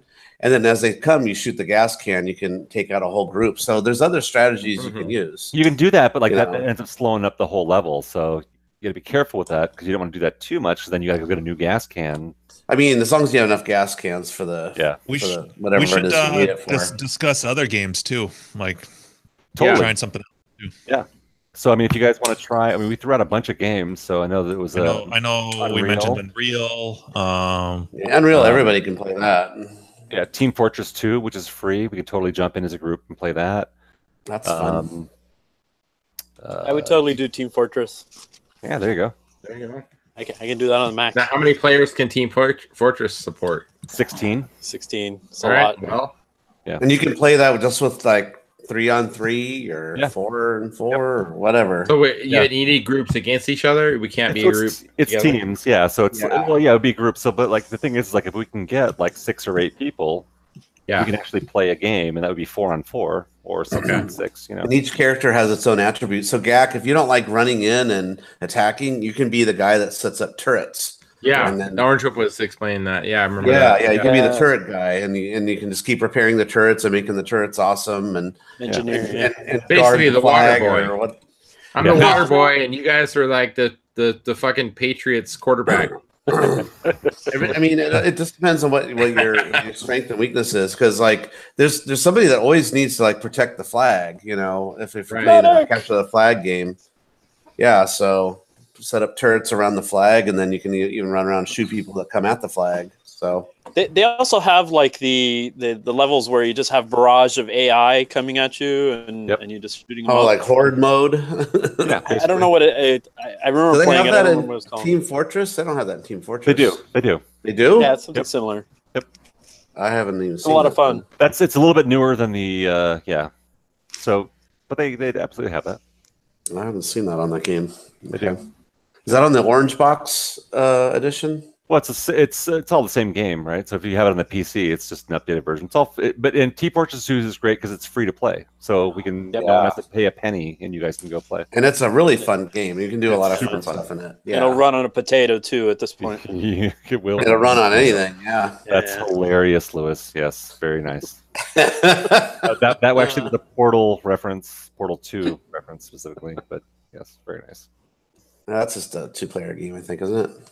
Portal's 1 player, but he's making. There was a game on Xbox. Yeah. What was that called? The game on Xbox. It was kind of like what we were playing with Left 4 Dead, Hunter or something like that, where you had a group of people and you're taking out supernatural zombies and all kinds of shit. And one person was could heal. It reminded me of Dungeons and Dragons. It was it's an old game. It was from the first Xbox. Borderlands? No, not Borderlands. Xbox game. Borderlands the Reckoning. RPG. Yeah. Star Wars Battlefront 2 is a really fun multiplayer game. I think you can play up to 32 players on that one. Jesus, wow. Yeah. I like that one. That's one of my favorites, Star Wars Battlefront 2. They have it on PC. All right, we have one Buffett might play with us. If you do that, I will make the sacrifice and I'll play it. That was. I'm just saying, I can only do one, and I'm not a big first-person guy, so that's why I like it. I hear you, Buffett, man. It's been a challenge. I've only. Are you talking about the old Battlefront 2 or the newer Battlefront 2? No, the original one on Xbox, Star Wars Battlefront 2 on Xbox. Oh no, we're talking about PC. I know you can get it for PC. They made it for PC. Yeah, I have it on PC. Yeah, that was good. I'll have to bite the bullet and buy a copy, but I will if you guys want to do that. It's one of the few I can actually play. Is that on Steam? Yeah, it is. No, Is it available on Steam? I think it is. Yeah. If it's on Steam, we I can talk do it. about the Battlefield games too, but I mean, I'm up for anything you guys want to play. So we should aim like stuff that's free for now, just to see what we like to free play. or cheap for sure. Yeah. Yeah. I mean, Unreal. Actually, the newest Unreal's Unreal free. is free. Do they have a campaign mode in that? I don't know. Which version of Unreal is it? It's the brand new one. The brand new one. Yeah. How new is new? Like this year, last year? I don't even. I think it's like. They call it Unreal Gold. Is that what I'm? See. Because I haven't. I don't know if I've seen Unreal it. Gold, but that's a $10 game. No, there's UnrealTournament.com pre-alpha season, which is totally free. Oh, I see. It's an alpha. So it's it's a pre-alpha, so it's before the game launches. But this is a free shooter game that is based on Unreal, and we can totally play it for free. And I wonder if they let us set up our own rooms for that for the beta. Yeah, that'd be a question. So we may want to try that before we do it for real. Maybe get a couple of us together and see if that'll work. But yeah, because usually for those betas, usually just throw you in a big room full of people. They're testing their network and make sure everything holds. Yep. No, that's true. But like, even if fuck, man, I mean, even if you guys want to play like an older copy of Unreal, which anyone can get for Unreal 2004 is one of my favorites. Yeah, 2004 is awesome. And I don't know if that's cheap or free or what. I'm sure it's cheap. I'm sure I have a copy of it too. Actually, I think it's on Steam. Let me just double check. Yeah, check that. See, because that's a really fun one.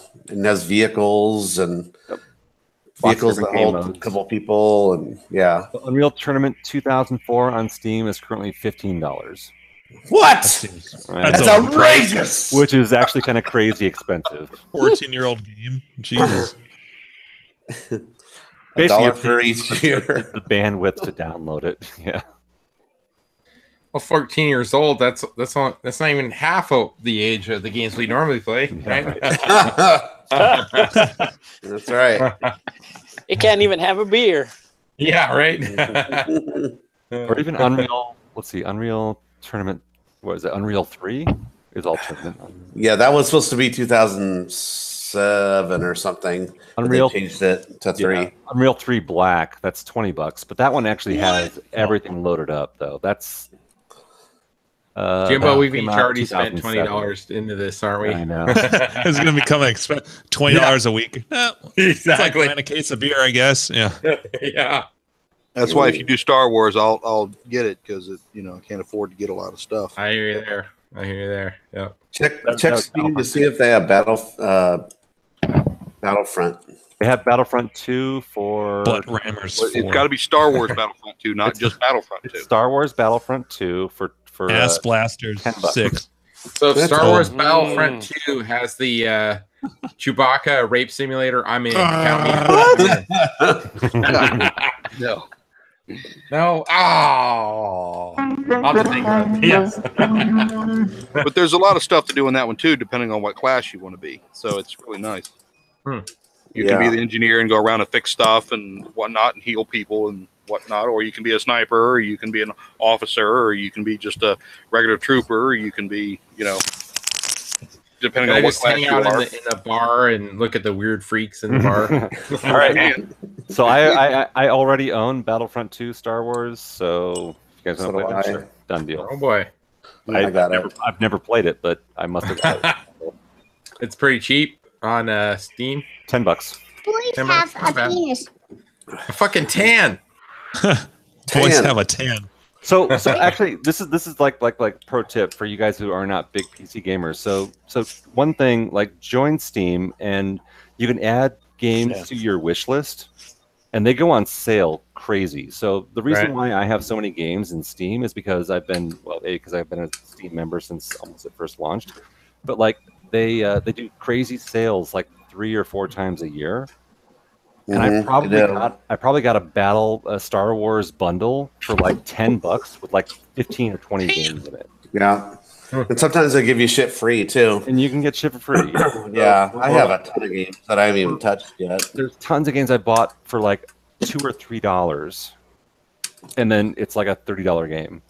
So the other thing is a Humble Bundle. So go check out Humble Bundle, humblebundle.com, I think. And if you sign up for that, then you get email alerts when they put games on sale, and you can get games as bundles, and it's pay what you want for the games. And if you pay more than the average cost of what people are paying for the games, you can get the games, you can get 10, 15 games for like $10. 10! And we're talking about a lot of like recent new games. Maybe you'll spend $20, but you'll get a shitload of games that you can try out, and we could do with this thing. So Steam, get on Team Fortress, man. Team Fortress is free, so that's an easy one. I'd absolutely be down with Team Fortress. Yeah, we should try that. Well, you guys make the call. Yeah. Well, how about this? So if you want to join us, why don't you guys? And for those of you who already have, just go ahead and download Team Fortress in the next 2 days. Just download it. It's like I said, it's free to buy. So start there, and then we can give it a try and see how it works. How many players can play in Diablo 2? I think it's 4. I thought it was 4. Okay. All right. And that would be another fun game. Although that one is a little bit more episodic, right? We'd have to like play that one together and build up our characters. Yeah. You're gonna play like 30, 50 hours. Yeah, you can't just drop into that and have some fun. It's a commitment. You gotta build up your character. Yeah, it's kind of RPG-ish. Yeah. Grinding. It would be totally fun. Well, there's no grinding, but like, it would be totally fun to play, but yeah, it would be really involved. Cool. But Team Fortress, everyone jumps in, you can play straight away, and there's new weapons you can get, and you'll get as drops and stuff like that. But if you hats. The basic, hats. You'll start with the basic loadout, and every character, like I still play mostly soldier, and I still play with basically the same standard weapon. You get tapping on your microphone, whoever's doing it. Get the mute. Mute all. Mute all. Yeah. So, Team Fortress is great. If you guys want, I'm looking at 2 different games here that are supposed to be similar to Hunter. One's called The Adventures of Van Helsing, and the other is How to Survive.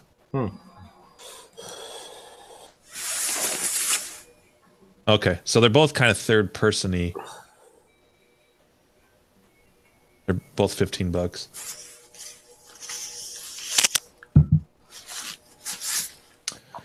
Anyways, cool. So that's our PC gaming thing. And if actually any of our visitors and viewers want to join us, we're all on Steam. So at least my name on Steam is 34K. So join me and add me as a friend. And if you guys want to join us on Thursday nights, we get together and play PC games. I got to download Steam now. I got to do all this work. Thanks, man. That would be awesome. Carrie has said before too that if we do Diablo 3, she'd be on board. Well, and so she's got a Mac, right? Yeah. Yep. So she also she can play Team Fortress on a Mac. Does that cross over with PC? Yep. Yeah, it works great. All the Valve games work on Macs as well as they work on PCs. So if you have Left 4 Dead, you can play on a Mac. Interesting. And still connect in. You don't have to be with another Mac user, right? It's Mac and PC work together. Compatible. Okay. Interesting. You can't play on an Xbox with us, unfortunately. So the other thing I was curious about was when you do the live stream. Yeah. We could potentially have like multiples of us doing live streams on our own. Yeah, local network, right, or whatever, YouTube or whatever it is. If you wanted to, So it's from each of our own perspectives. Yeah, exactly. Yep. So what I'm doing is I'm actually my video card, so I have an NVIDIA video card. So anyone with an NVIDIA video card should be able to load up the NVIDIA experience, and that allows you to just tap straight into YouTube and Twitch and something else, and stream directly from your vid card. So that's the reason why the stream looks so good. is that it's taking it straight from my vid card and sending it off to YouTube. Sweet. So I don't use any screen sharing. It's just built in. Yeah. Nice. Nowadays they're building that shit in, which is cool. Yeah, it's amazing. This is the first time I tried it. I actually didn't even realize it until I got this new vid card, but it even works on my old vid card. What'd you spend on that, by the way? I paid $7.30 for it. You know what's another free game that we could play? That kind of has a learning curve, but it is free, is League of Legends. Have you guys ever played that? Nope. I've heard of it, but I've heard about it too. Andrew, have you heard of it? I know of it, yeah, but I've never played it. Okay, so basically you have a hero. It's all, you're looking down on it, sort of like Diablo style, and you can pick your hero, and there's a whole bunch of heroes to pick. And the way it works is as you play and defeat enemies, you build up the character, and you're able to unleash your super. And the object of the game is to destroy these crystals. Oh, no, League of Legends. Of course, I know this. Yeah. Yeah, it's League of Legends. Yeah, it's like the biggest fucking PC gaming, like competitive gaming ever. But it's free though; anybody can play it. Yeah. So there's a learning curve there, but it is a free game to play. Yeah. So that is an option. Huge. Yeah, there's a giant esports thing around League of Legends. I was like, oh yeah, it's ginormous. I'm sorry, like I fucking like, but yeah, no, it's huge. But yeah, the object is to destroy the other person's crystals, and they're trying to do the same to yours.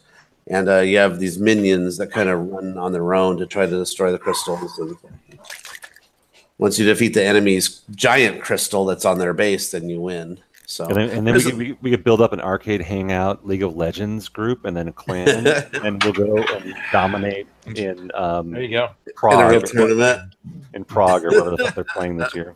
Yeah. Yeah, but no, you can play that game. I mean, you can play that game just you don't have to play with hardcore people. I mean, you can just play the casual players too. So there's like learning servers, to just learning the game.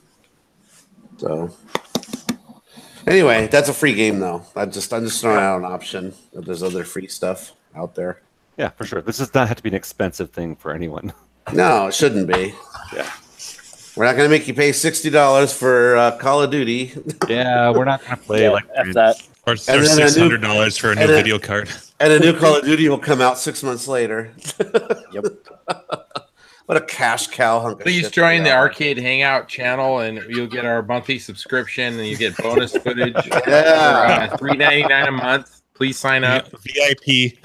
Yes. All of your dollars will go towards us buying new games. And beer. Yeah. And beer. If you love us, just send us money. That's as simple as that. Check out our merch store for t-shirts, hats, and sweaters, and water bottles. Yes. Don't send money, just send beer. Donate $1 or $2, and we'll pretend to cry. Yeah. We'll provide links to our merch store. Send us $1 so you'll have a sense of accomplishment. Wait, we're on the wrong. Don't you need to do Twitch for that? Yeah. All right, Thanks Andrew, I saw you with one of these earlier. You I had did. one already? Oh yeah. I just chugged mine. Yeah. And I said, screw it. A coworker of mine who hung out with us one night, he actually gave me this like 3 or 4 months ago, and cool. Finally getting around to drinking it, I think.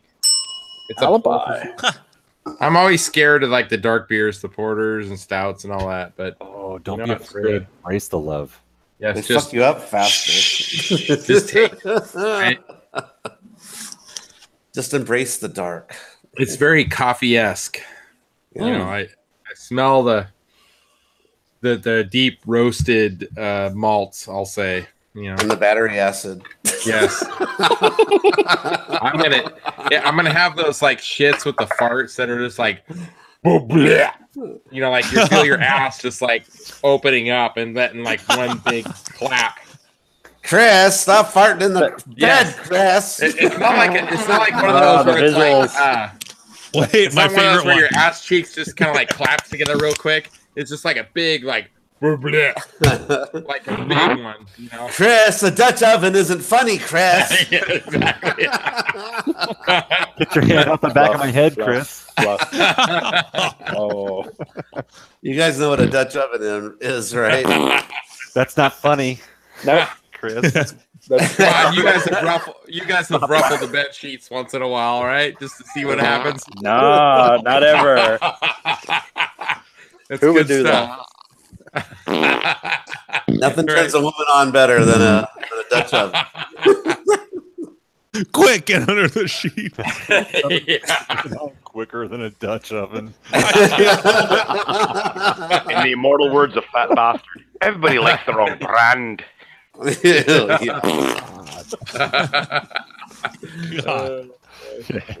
You go into that thinking, I'm getting laid tonight.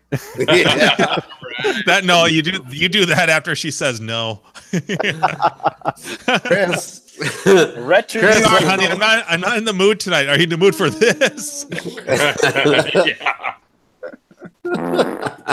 Right, you've come to a fork in the road. You have choice A or B.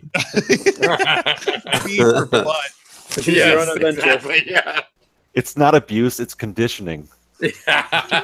Choice A is anal and B is butt. You don't have to make this off point. Chris, why do your farts smell like rotten cabbage and beer, Chris? Not again, Chris. It's going to be anal tonight. Either my ass or your ass. You can go to Cax. You can go to Cax. All right, fine. You can do the nap thing. I surrender. All right, let's shut this down. Yeah. All right, Gak, you want to do your?